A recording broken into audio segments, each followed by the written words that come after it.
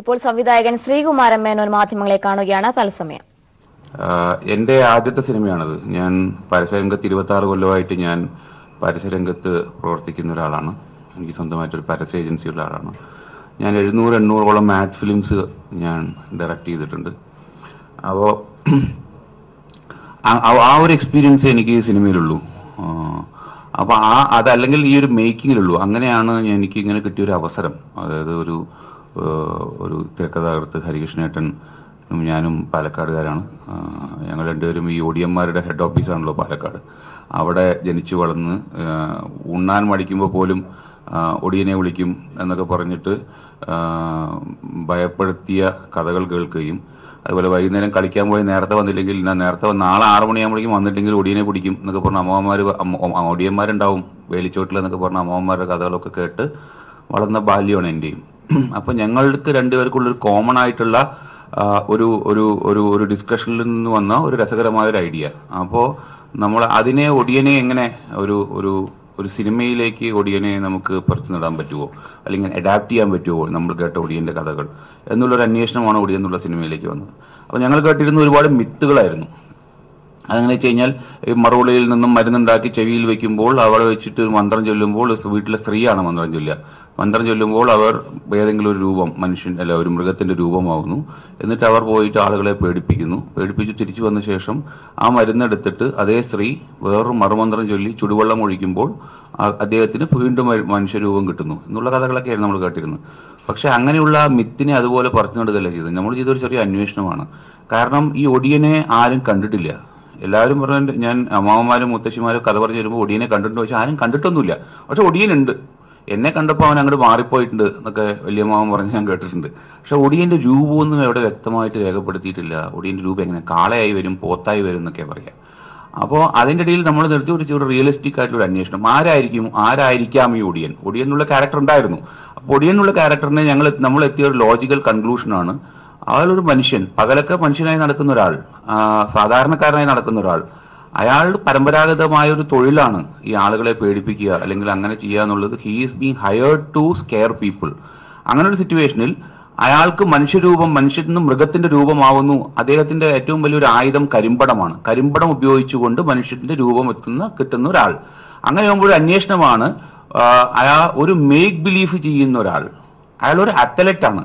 അയാൾക്ക് 4 കാലിൽ ഓടാൻ കഴിയും, മരത്തിൽ ചാടിക്കയറാൻ കഴിയും, മൃഗങ്ങളുടെ ശബ്ദം ഉണ്ടാക്കാൻ കഴിയും, അവർക്ക് പെട്ടെന്ന് മറയാൻ കഴിയും, കരിമ്പടം കൊണ്ട് ഒരു മറയുണ്ടാക്കി മറയാൻ കഴിയും. ഇങ്ങനെയുള്ള ഒരാളായാൽ എങ്ങനെയുണ്ടാവും? അങ്ങനെ ഒരാൾക്ക് മാത്രമേ ഒരു സിനിമയുടെ ഒരു കേന്ദ്ര കഥാപാത്രമാവാനോ അല്ലെങ്കിൽ ഒരു നായകനെ അതിലേക്ക് പ്രതിഷ്ഠിക്കാനോ കഴിയുള്ളൂ. അപ്പോൾ നമ്മുടെ ഒരു റിയലിസ്റ്റിക് ലോജിക്കൽ കൺക്ലൂഷനാണ് ഇങ്ങനെ ഇതേപോലെയുള്ള പരമ്പരാഗതമായ സിദ്ധിയെ അവരുടെ പ്രാക്ടീസ് കൊണ്ട് പരിപോഷിപ്പിച്ചെടുത്ത് ചെയ്തിരുന്ന ഒരാൾ.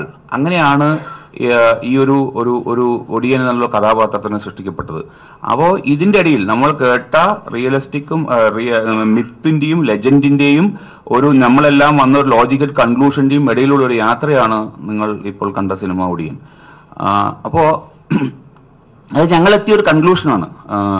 അപ്പോൾ അതിലേക്ക് നമ്മൾ ഒരു ഒടിയൻ്റെ ഒരു വ്യക്തി എന്നുള്ള ഒടിയൻ്റെ ഒരു പേഴ്സണാലിറ്റിയിൽ കൂടിയുള്ള ഒരു യാത്രയാണത്. കാരണം എല്ലാ ആളുകളെ പോലെയും ഇത് സാധാരണ കഴിഞ്ഞാൽ വളരെ ക്രൂരനായ സ്ത്രീകളുടെ മറുപടിയൊക്കെ മുളകൊടി കൊണ്ട് കുത്തിയെടുത്ത് മരുന്നുണ്ടാക്കുന്ന ക്രൂരനായ ഒരു മനുഷ്യനൊക്കെ ആയിട്ടായിരുന്നു നമ്മൾ കേട്ട കഥകളിൽ നിന്ന്. അതിൽ അയാൾ വളരെ വളരെ പാവമായ ഒരു പച്ചയായ മനുഷ്യൻ. പക്ഷെ അയാളുടെ പണി ഇതാണ്. ദർ ആർ പീപ്പിൾ, ഗുണ്ടകളുണ്ട്. ആ ഗുണ്ടകൾ is being hired to do something. പക്ഷെ അവർക്കൊരു ലൈഫുണ്ട് അവരുടെ ജീവിതത്തിൽ. കാരണം അത് അവരൊരു പണിയായിട്ടാണ് ചെയ്യുന്നത്. അപ്പൊ അങ്ങനെ കാണുന്ന ഒരാളുടെ മനസ്സിൽ കൂടെയുള്ള യാത്ര, അയാൾ എങ്ങനെയായിരിക്കും? അയാൾക്ക് വികാരം ഉണ്ടാവില്ല, അയാൾക്ക് പ്രണയം ഉണ്ടാവുമോ, അയാൾക്ക് ശത്രുത ഉണ്ടാവുമോ, അയാൾക്ക് പകയുണ്ടാവുമോ? അതോ അയാൾക്ക് പെർമനന്റ് ആയിട്ട് അയാൾക്ക് വികാരമൊന്നും ഇല്ലാത്ത മനുഷ്യനൊന്നുമില്ലല്ലോ. അയാളെ ഏൽപ്പിക്കുന്ന തൊഴിൽ ചെയ്യുന്ന ആ ഇരയോട് മാത്രമല്ല പക, അയാളുടെ ജീവിതത്തിൽ ഉണ്ടാകുന്ന ഒരു സാധാരണ എല്ലാ മനുഷ്യന്റെയും വികാരമുള്ള ഒരു മനുഷ്യന്റെ കഥ. അങ്ങനെയാണ് ഒടിയെന്നുള്ള ഒരു സിനിമയെ നമ്മൾ അപ്രോച്ച് ചെയ്തത്. അങ്ങനെയാണ് ഇതിൽ ലാലേട്ടൻ കേന്ദ്ര കഥാപാത്രമായിട്ട് വന്നത്. അപ്പോൾ ഇതിൽ മലയാള സിനിമയുടെ ഒരു പരിമിതിയുണ്ട്. മലയാള സിനിമയുടെ പരിമിതി എന്ന് പറഞ്ഞാൽ അത് ബഡ്ജറ്റ് പരിമിതിയും അതേപോലെയുള്ള ഒരു മാർക്കറ്റ് പരിമിതിയും ഒക്കെ മലയാള സിനിമയ്ക്കുണ്ട്. അതുകൊണ്ട് തന്നെയാണ് മലയാള സിനിമയിൽ നിന്നും വലിയ സ്കെയിലുള്ള സിനിമകൾ വരാത്തത്. കാരണം മലയാളത്തിലുള്ള 500 ചില്ലാനം തിയേറ്ററുകളിൽ നിന്ന് മാത്രം ഓടി മുതൽ മുടക്കിൽ നമുക്ക് തിരിച്ചു കിട്ടുന്ന കാശിനും ഒരു പരിധിയുണ്ട്. അപ്പോൾ അതിന് ഒരു അപവാദമായി വന്നതാണ്, അല്ലെങ്കിൽ ഇതൊരു നമുക്ക് എല്ലാവർക്കും ഒരു ഒരു ഒരു ഒരു ഒരു കോൺഫിഡൻസ് വന്ന ഒരു സിനിമയാണ് നമ്മുടെ പുലിമുരുകൻ. ഇവിടെ നിന്നുകൊണ്ട് ഒരു 156 കോടിയോളം രൂപ കളക്ട് ചെയ്യാൻ പറ്റി, ഒരു 25-27 കോടി രൂപയുടെ ബഡ്ജറ്റിൽ. അപ്പോൾ ഇങ്ങനെ ഒരു മാർക്കറ്റ് ഒരു 100 കോടിക്ക് അപ്പുറം വിപണനം ഉണ്ടായാലും മലയാളിക്ക് ഇത് റിയലിസ്റ്റിക് ആയിട്ട് ചിന്തിക്കാൻ തുടങ്ങിയത് അതിന് ശേഷമാണ്. അപ്പോൾ നമ്മൾ കാണുന്നത് എന്താ വെച്ച് കഴിഞ്ഞാൽ അങ്ങനെയുള്ളൊരു സിനിമ ഉണ്ടാക്കാനുള്ള ഒരു കോൺഫിഡൻസ്. ഈ പടത്തിന് എങ്ങനെ നോക്കിയാലും ചുരുങ്ങിയത് ഒരു 50 ക്രോസിന്റെ അടുത്ത് ചെലവ് വരും. കാരണം ഇപ്പൊ നിങ്ങൾ കണ്ട സിനിമയിൽ കണ്ടതിൽ നിങ്ങൾക്ക് ഈ സിനിമയിൽ 45% VFX ആണ്, 45% ഡിജിറ്റൽ രൂപങ്ങളുണ്ട്. അത് നിങ്ങൾക്ക് കുറെ പേര് ചോദിച്ചു ഇതിൽ എവിടെയാ നിങ്ങൾ ഇത്രയൊക്കെ ചെലവാക്കിയായിരിക്കും. ആ ഒരു എന്താ പറയാ വേർതിരിവ് നിങ്ങൾക്ക് മനസ്സിലായിട്ടില്ലെങ്കിൽ അതിന്റെ അർത്ഥം ഇതിൽ ഞങ്ങൾ വിജയിച്ചു എന്നാ. കാരണം ആ വേർതിരിവ് നിങ്ങൾക്ക് മനസ്സിലാക്കാൻ കഴിഞ്ഞിട്ടില്ലെങ്കിൽ, ഇത്രമാത്രം VFX ആണെന്ന് മനസ്സിലാക്കാൻ കഴിഞ്ഞിട്ടില്ലെങ്കിൽ, പക്ഷെ ഞങ്ങൾക്കറിയാം ഒരു 45% VFX സപ്പോർട്ടുള്ള സിനിമയാണെന്ന്. അങ്ങനെയാണ് അത് ഭയങ്കര VFX ആണ് കേട്ടോ ഈ സിനിമ എന്ന് പറയുന്നതാണ്, നമുക്ക് തിരിച്ചറിയുന്നതാണ് അതിലെ ഏറ്റവും വലിയ ഒരു VFXന്റെ പ്രസൻസിനെ നമ്മുടെ മുഖത്തേക്ക് ഓൺ യുവർ ഫേസ് ആവുക. അപ്പോൾ അങ്ങനെ VFXന് കാശായിട്ടുണ്ട്. അതുപോലെ ഈ തേങ്കുറിശ്ശി എന്നുള്ള ഗ്രാമം പുനഃസൃഷ്ടിക്കാൻ നമ്മൾ കണ്ട ആ വലിയ ചന്ത, അത് 3 കാലഘട്ടത്തിൽ കൂടെ കടന്നു പോവുകയാണ്. ആ സാധനങ്ങൾ 3 കാലഘട്ടത്തിലേക്ക് 3 രീതിയിലുള്ള മാറ്റങ്ങൾ അതിൽ വരുത്തിയിട്ടുണ്ട്. അപ്പോൾ അങ്ങനെ ഒരു 145 ദിവസത്തോളം ഷൂട്ട് ചെയ്തൊരു സിനിമയാണിത്. കാരണം അത്രമാത്രം നൈറ്റ് ഷൂട്ട്സ് ഉണ്ട്. ഇത് പകുതിയും രാത്രിയാണ് ഇത് നടക്കുന്നത്. 28 ദിവസത്തോളം രാത്രി ഷൂട്ട് ചെയ്ത സിനിമയാണിത്. അപ്പോൾ അങ്ങനെ ഒരുപാട് എഫേർട്ട് എടുത്തിട്ട് നമ്മൾ ചെയ്ത സിനിമയാണ്. അപ്പോൾ നമുക്ക് സ്വാഭാവികമായും ഒരു 50 കോടി രൂപയോളം ചെലവുള്ള സിനിമയുടെ വലിയ റിസ്ക് നമ്മുടെ മുന്നിലുണ്ട്. അപ്പോൾ നമ്മളിതിനെ പൊസിഷൻ ചെയ്തത് എന്താ വെച്ചാൽ ദേശി സൂപ്പർ ഹീറോ എന്ന രൂപയിൽ ദേശി സൂപ്പർ ഹീറോ എന്ന് നമ്മൾ പറയുന്നത്, സൂപ്പർ ഹീറോ എന്ന് പറഞ്ഞാൽ ആരാണ്? ഒരു അതിമാനുഷികമായ കാര്യങ്ങൾ ചെയ്യുന്ന ആൾ, ഒരു മനുഷ്യന് സാധാരണഗതിയിൽ ചെയ്യാൻ പറ്റാത്ത കാര്യങ്ങൾ ചെയ്യുന്ന ഒരാളാണ് നമ്മളെ സംബന്ധിച്ചിടത്തോളം സൂപ്പർ ഹീറോ എന്ന് പറയാം. ഈ ഒടിയൻ മാണിക്യൻ 4 കാലിൽ ഓടുന്നുണ്ട്, ഒടിയൻ മാണിക്യൻ മരത്തിലേക്ക് ചാടിക്കയറുന്നുണ്ട്, ഒടിയൻ മാണിക്യൻ തീയിൽ കൂടെ കടന്നിട്ട് ശരീരത്തെ മുഴുവൻ തുണി ചുറ്റി തീ കത്തിക്കുന്നുണ്ട്. അപ്പൊ ഇങ്ങനെയുള്ള ഒരു ബിലീവബിലിറ്റി ഉണ്ടാവണം. ഇങ്ങനത്തെ ഒരു കഥാപാത്രത്തിനെ ഒരു ദേശീയ സൂപ്പർ ഹീറോ എന്നുള്ളൊരു പരിവേഷമില്ലാതെ നമ്മൾ അവതരിപ്പിക്കുകയാണെങ്കിൽ എന്ത് സംഭവിക്കും ചോദിച്ചു കഴിഞ്ഞാൽ, മോഹൻലാൽ ഇതൊക്കെ ചെയ്യാൻ പറ്റുമോ എന്നുള്ളൊരു ചോദ്യം മലയാളിയുടെ ഒരു ലോജിക്കൽ മൈൻഡിൽ വരും. ആ ലോജിക്കൽ മൈൻഡിൽ വരുമ്പോൾ നമ്മൾ അതുകൊണ്ടാണ് നമ്മളൊരു ഫ്രീ ആയിട്ട് നമ്മൾ പറഞ്ഞത്. കാരണം ഇന്ന് ഒരു സൂപ്പർമാനും സ്പൈഡർമാനും അതേപോലെ പിന്നെ ബാറ്റ്മാനും ഒക്കെ കാണുമ്പോൾ അതിന്റെ ലോജിക്കൊന്നും നമ്മൾ ചോദിക്കാറില്ല. കാരണം അവർ സൂപ്പർ ഹീറോസ് ആണ്. They can fly, they can climb, they can do impossible things. അങ്ങനെ ഇമ്പോസിബിൾ തിങ്സ് കഴിയാനുള്ള ഒരാളുടെ ഒരു സൂപ്പർ ഹീറോ, അങ്ങനെയാണ് റൂട്ടഡ് ആയിട്ടുള്ള ഒരു സൂപ്പർ ഹീറോ ആണ്. പണ്ട് നമ്മളെല്ലാം നാടോടി കഥകളൊക്കെ കേട്ടിരുന്ന ആളാണ്. 4 കാലിൽ ഓടാൻ കഴിയുന്ന ഒരാൾ സാധാരണ ആളല്ല. അങ്ങനെയാണ് ആ സൂപ്പർ ഹീറോ എന്നുള്ള ഒരു പരിവേഷവും ഒരു ടാഗ് ലൈനിൽ കൂടിയും നമുക്കൊരു ബിലീവബിലിറ്റി ആയിരുന്നു. ഇന്നിപ്പോ ഈ സിനിമ കഴിഞ്ഞിട്ട് ആരും ചോദിക്കുന്നില്ല. എന്ത് ചോദിക്കുന്നില്ല? എങ്ങനെയാ മോഹൻ 4 കാലിലൂടെ അത്ര നേരം തീ കൊളുത്തിട്ട് അയാൾ പുറത്തു വരുമോ എന്ന് ചോദിക്കാതിരിക്കാനുള്ള കാരണം തന്നെ ആ കമ്മ്യൂണിക്കേഷൻ ആദ്യമായിട്ട് ആളുകളിൽ എത്തിക്കൊണ്ടാണ്. ആ ആളുകൾ അത് അക്സെപ്റ്റ് ചെയ്തു. ഇങ്ങനെ ഒരാൾക്ക് ഇത് ചെയ്യാൻ കഴിയുമെന്നുകൊണ്ട് ഇന്ന് ഒരുപാട് വേറെ ചർച്ചയുണ്ടെങ്കിലും ഈ പറയുന്ന സാധനങ്ങളെ ചർച്ചയില്ല. കാരണം that idea of A desi super hero is being sold before release. അപ്പൊ നമ്മൾക്ക് മനസ്സിലായി ഈ പടം ഇവിടെ നിന്ന് ഇത്രയും ചെലവാക്കിയ പടത്തിന് കേരളത്തിന്റെ മാർക്കറ്റിൽ നിന്നുകൊണ്ട് മാത്രം തിരിച്ചെടുക്കാനുള്ള ഒരു റിസ്ക് ഉണ്ട് ഈ സാധനത്തിൽ. ഈ നിർമ്മാതാവ് ഈ റിസ്കിനെ എക്സ്പോസ് ചെയ്യപ്പെടുന്നു. അതുകൊണ്ട് നമ്മൾ കേരളത്തിന് പുറത്ത് ഈ സാധനത്തിന് വിപണനം വേണം. കേരളത്തിന് പുറത്ത് ഈ സാധനത്തിന് വിപണനം വേണമെന്നുണ്ടെങ്കിൽ കേരളത്തിന് പുറത്തുള്ള മാർക്കറ്റിൽ ഈ പടത്തിനെ പറ്റി ഒരു എക്സൈറ്റ്മെന്റ് ക്രിയേറ്റ് ചെയ്യപ്പെടണം. ആ എക്സൈറ്റ്മെന്റ് ക്രിയേറ്റ് ചെയ്യപ്പെട്ടാലേ ഇത് നമുക്ക് ഡിസ്ട്രിബ്യൂഷൻസ് കിട്ടൂ. ഇത് അങ്ങനെ മാത്രമേ വേൾഡിൽ എത്തുള്ളൂ. പിന്നെ പടം നല്ലോ ഡിസ്ട്രിബ്യൂഷൻ കിട്ടി, സ്ക്രീൻസ് കിട്ടിയാൽ മാത്രമേ നമുക്ക് ഈ പടം ഇത് എന്ത് ചെയ്യാൻ പറ്റുമോ, ആളുകൾ കാണുമോ, എത്ര കളക്ഷൻ കിട്ടുമോ എന്നതിനൊക്കെ പറ്റി ചിന്തിക്കാൻ പറ്റുള്ളൂ. അതുകൊണ്ട് അതിന് ഈ പടം ഡിമാൻഡ് ചെയ്യുന്ന നമ്മളുടെ എല്ലാം സ്വപ്നത്തിലുള്ള നമ്മളെല്ലാം കണ്ട ഒരു വിപണി ഉണ്ടാക്കിയെടുക്കുക. കേരളത്തിന് പുറത്തൊരു വിപണി ഓപ്പൺ അപ്പ് ചെയ്യുക. അതുപോലെ കേരളത്തിന് പുറത്ത് ഇതിനൊരു വലിയ മാർക്കറ്റ് ഓപ്പൺ അപ്പ് ചെയ്യുക എന്നുള്ളൊരു ലക്ഷ്യം വെച്ചുകൊണ്ട്. കാരണം പേഴ്സണലി സ്പീക്കിംഗ് ഞാൻ വളരെ നിരാശയായിരുന്നു ഒരു കാര്യത്തിൽ. കാരണം ഇവിടെ തമിഴ് പടങ്ങളും തെലുങ്ക് പടങ്ങളും, അർജുൻ റെഡ്ഡി പറഞ്ഞ തെലുങ്ക് പടം ഇവിടെ വന്നിട്ട് 3 കോടിയോ 3.5 കോടി രൂപ കളക്ട് ചെയ്തു ഈ മാർക്കറ്റിൽ കേരളത്തിൽ നിന്ന്. ഇവിടെ ഹിന്ദി സിനിമകൾ, സൽമാൻ ഖാന്റെയും അമീർ ഖാന്റെയും ഷാറൂഖ് ഖാന്റെയും ഒക്കെ സിനിമകൾ ഒരു വലിയ രീതിയിൽ മലയാള സിനിമയെക്കാട്ടിലും കളക്ഷൻ വാങ്ങിയിട്ട് കേരളത്തിൽ നിന്ന് പോകുന്നു. കേരളം ഒരു ഉപഭോക്തൃ സംസ്ഥാനമാണ്. അല്ലാതെ തന്നെ ഇതും cinema also is being consumed. അതേപോലെ തന്നെയാണ് വിജയിന്റെ ഒക്കെ സിനിമകൾ ഇവിടെ വന്നിട്ട് 16 കോടി കളക്ട് ചെയ്യുന്നു. ഇവിടെ വന്നിട്ട് ആദ്യത്തെ ദിവസം 6.25 കോടി രൂപയുടെ ഏറ്റവും വലിയ ഫസ്റ്റ് ഇനീഷ്യൽ ഡേ കളക്ഷൻ ഒരു മലയാള സിനിമയ്ക്കല്ല എന്ന് നമ്മൾ മനസ്സിലാക്കണം, ഒരു തമിഴ് സിനിമയ്ക്കാണ്. തമിഴ് സിനിമ രജനീകാന്തും വിജയും തമ്മിലാണ് മത്സരം ഓപ്പണിംഗ് ഡേ കളക്ഷന് വേണ്ടിയിട്ട്. മലയാള സിനിമ അതിന്റെ അടുത്ത് പോലും എത്തുന്നില്ല എന്നുള്ളൊരു വളരെ ദുഃഖകരമായ ഒരു അവസ്ഥയാണ് സാധനം. എന്നാൽ ഇതേപോലത്തെ എക്സ്പോഷറും ഇതേപോലത്തെ റിസപ്ഷനും മലയാള സിനിമയ്ക്ക് മറ്റുള്ള സംസ്ഥാനങ്ങളിലുണ്ടോ? ഇല്ല. അവിടെയെല്ലാം നമ്മൾ പോയിട്ട് 80 ലക്ഷം, 1 കോടി 90 ലക്ഷം രൂപ കളക്ട് ചെയ്തിട്ട് വരികയാണ് നമ്മുടെ സിനിമകൾ. അപ്പോൾ നമ്മുടെ സിനിമകൾക്ക് ന്യായമായ, നമ്മുടെ സിനിമകൾ ക്വാളിറ്റി വൈസ്, നമ്മുടെ സിനിമകളുടെ മേക്കിംഗ് വൈസ്, നമ്മുടെ സിനിമകളുടെ കണ്ടന്റ് വൈസ് നമ്മുടെ സിനിമയ്ക്ക് ഒരു കേരളത്തിന് പുറത്തുള്ള ഒരു മാർക്കറ്റ് അർഹിക്കുന്നു. അത് എന്തുകൊണ്ട് കിട്ടുന്നില്ല എന്ന് ചോദിച്ചാൽ നമ്മൾ അതിൻ്റെതായ ഗൗരവത്തോടു കൂടി അത് മാർക്കറ്റ് ചെയ്തിട്ടില്ല എന്നുള്ളതാണെന്നുള്ളൊരു തിരിച്ചറിവ് ഞങ്ങൾക്ക് ഉണ്ടാവുകയാണ്. കാരണം അത് എൻ്റെ അഡ്വർടൈസിംഗ് ബാക്ക്ഗ്രൗണ്ട് എന്നെ അതിൽ തുണച്ചിട്ടുണ്ടാവാം, അതിൽ ഞാൻ റിസർച്ച് നടത്തിയിട്ടുണ്ടാവും. ആ റിസർച്ചിൽ നമ്മൾ മനസ്സിലാക്കുന്നത് എന്താ വെച്ച് കഴിഞ്ഞാൽ, ഒരു വിജയിന്റെ സർക്കാർ വരുന്നു, സർക്കാർ ഭയങ്കരമാണ് കാരണം എന്ന് നമ്മൾ പറയുന്നത് ഒരു ലാർജർ ദാൻ ലൈഫ് ഫിലിമായിട്ടാണ് ആ സർക്കാരിനെ കേരളത്തിൽ ബ്രാൻഡ് ചെയ്യപ്പെടുന്നത്. അതുകൊണ്ടാണ് നമ്മൾ ഈ കാണാനുള്ള ആവേശം കൊണ്ടുവരുന്നത്. അപ്പോൾ ആ ലാർജർ ദാൻ ലൈഫ് ബ്രാൻഡിങ്ങിലേക്ക്, ഒരു എക്സൈറ്റ്മെന്റിലേക്ക് പോകത്തക്ക രീതിയിലുള്ള ഒരു മാർക്കറ്റിംഗ് സ്ട്രാറ്റജി ഈ സിനിമയ്ക്ക് ഉണ്ടാവുന്നു. അങ്ങനെയാണ് ഈ സിനിമ വളരെ വ്യാപകമായിട്ട് കോൺഷ്യസ് ആയിട്ട് മാർക്കറ്റ് ചെയ്ത സിനിമ തന്നെയാണത്. ഇത് മാസ് സിനിമ എന്നുള്ള രീതിയിലാണ്, ഒരു mass but classily made mass cinema എന്നുള്ള രീതിയിലാണ് നമ്മൾ ഇതിനെ പൊസിഷൻ ചെയ്തത്. ഞാൻ ഇപ്പോഴും വിശ്വസിക്കുന്നു, ഞാൻ അതിൽ ഉറച്ചു നിൽക്കുന്നു. കാരണം എൻ്റെ കണക്കൂട് ഓരോ സംവിധായകർക്കും അവരുടേതായ രീതിയിലുള്ള പെർസെപ്ഷൻസ് ഉണ്ട്. ഫോർ എക്സാമ്പിൾ, സ്വാമി എന്ന സിംഗം എന്നുള്ള സിനിമകളെല്ലാം സീരീസ് ചെയ്ത ഹരി ചെയ്യുന്ന ഒരു ആക്ഷൻ സിനിമയ്ക്ക് അതായത് അയാളുടേതായ ഒരു രീതിയുണ്ട്. അങ്ങേരുടേതായ ഒരു വലിയ, അതിൽ ജീപ്പ് കുത്തിമറിയും, ഒരു അരിവാൾ കൊണ്ട് വെട്ടുന്നതിന് മുമ്പ് ഒരു 8 സ്ലോ മോഷൻ ഉണ്ടാവും. അങ്ങനെ അതേപോലെ ഓടുന്ന ജീപ്പിൽ നിന്നും ചാടി ഇറങ്ങും. പല ശൈലിയുണ്ട്, അത് അദ്ദേഹത്തിന്റെ ശൈലിയാണ്. അതേപോലെ തന്നെയാണ് അതേ പെർസ്പെക്റ്റീവില് ഗൗതം മേനോൻ ഒരു സിനിമ എടുത്തിട്ടുണ്ട്, പോലീസ് സ്റ്റോറി എടുത്തിട്ടുണ്ട്, കാക്ക എടുത്തിട്ടുണ്ട്, വേട്ടയാൾ വെടിയാൾ എടുത്തിട്ടുണ്ട്. അത് വേറൊരു ശൈലിയുള്ള സിനിമകളാണ്. അതും ഒരു മാസ് സിനിമകൾ. കമലഹാസൻ വെച്ചെടുത്ത സിനിമ സൂപ്പർ ഹിറ്റാണ്. സൂര്യയുടെ ജീവിതത്തിൽ ഏറ്റവും വലിയ ഒരു ബ്രേക്കാണ്, ഒരു കമേഴ്ഷ്യൽ ബ്രേക്കാണ് കാക്ക. അപ്പോൾ എന്നെ സംബന്ധിച്ചിടത്തോളം ഞാൻ കാണുന്ന എൻ്റെ പെർസ്പെക്റ്റീവുള്ള മാസ് ഇതാണ്.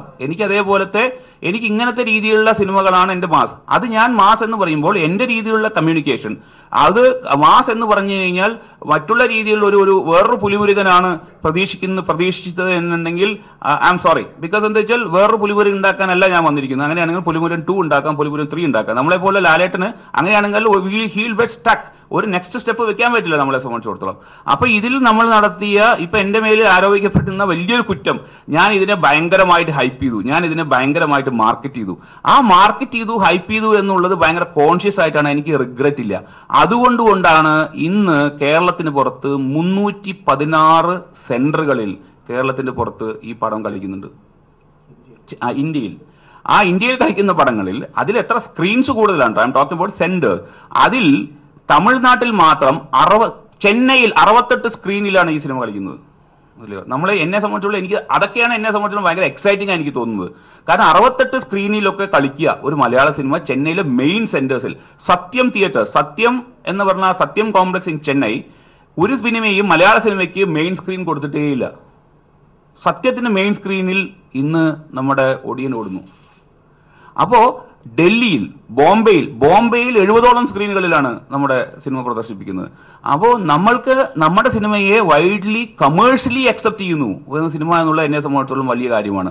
അതേപോലെ തന്നെ ഈ 37 രാജ്യങ്ങളിൽ എങ്ങനെ ഡിസ്ട്രിബ്യൂഷൻ പോയി, മലയാളത്തിൽ നിന്നും ഒരു ലാർജർ ദാൻ ലൈഫ് സിനിമ വരുന്നു, മലയാളത്തിൽ നിന്നും ഒരു ദേശീയ സൂപ്പർ ഹീറോ സിനിമ വരുന്നു, മലയാളത്തിൽ നിന്നും ഒരു സിനിമ ആദ്യമായിട്ട് ഒരു ക്രോസ് ഓവർ സിനിമ വരുന്നു എന്നുള്ളൊരു എക്സൈറ്റ്മെന്റ് വേൾഡ് മീഡിയയിലേക്കും വേൾഡ് ബിസിനസ് ട്രേഡ് സർക്കിൾസിലും പോയത് കൊണ്ടാണ് ഇത്രയും സ്ഥലത്ത് ഇന്ന് ജപ്പാനിലും ജർമ്മനിയിലും ഫ്രാൻസിലും ഓസ്ട്രേലിയയിലും ലിത്വേനിയയിലും അയർലൻഡിലും നമ്മുടെ സിനിമകൾ ഈ 14-ാം തീയതി മുതൽ കളിച്ചു തുടങ്ങിയത്.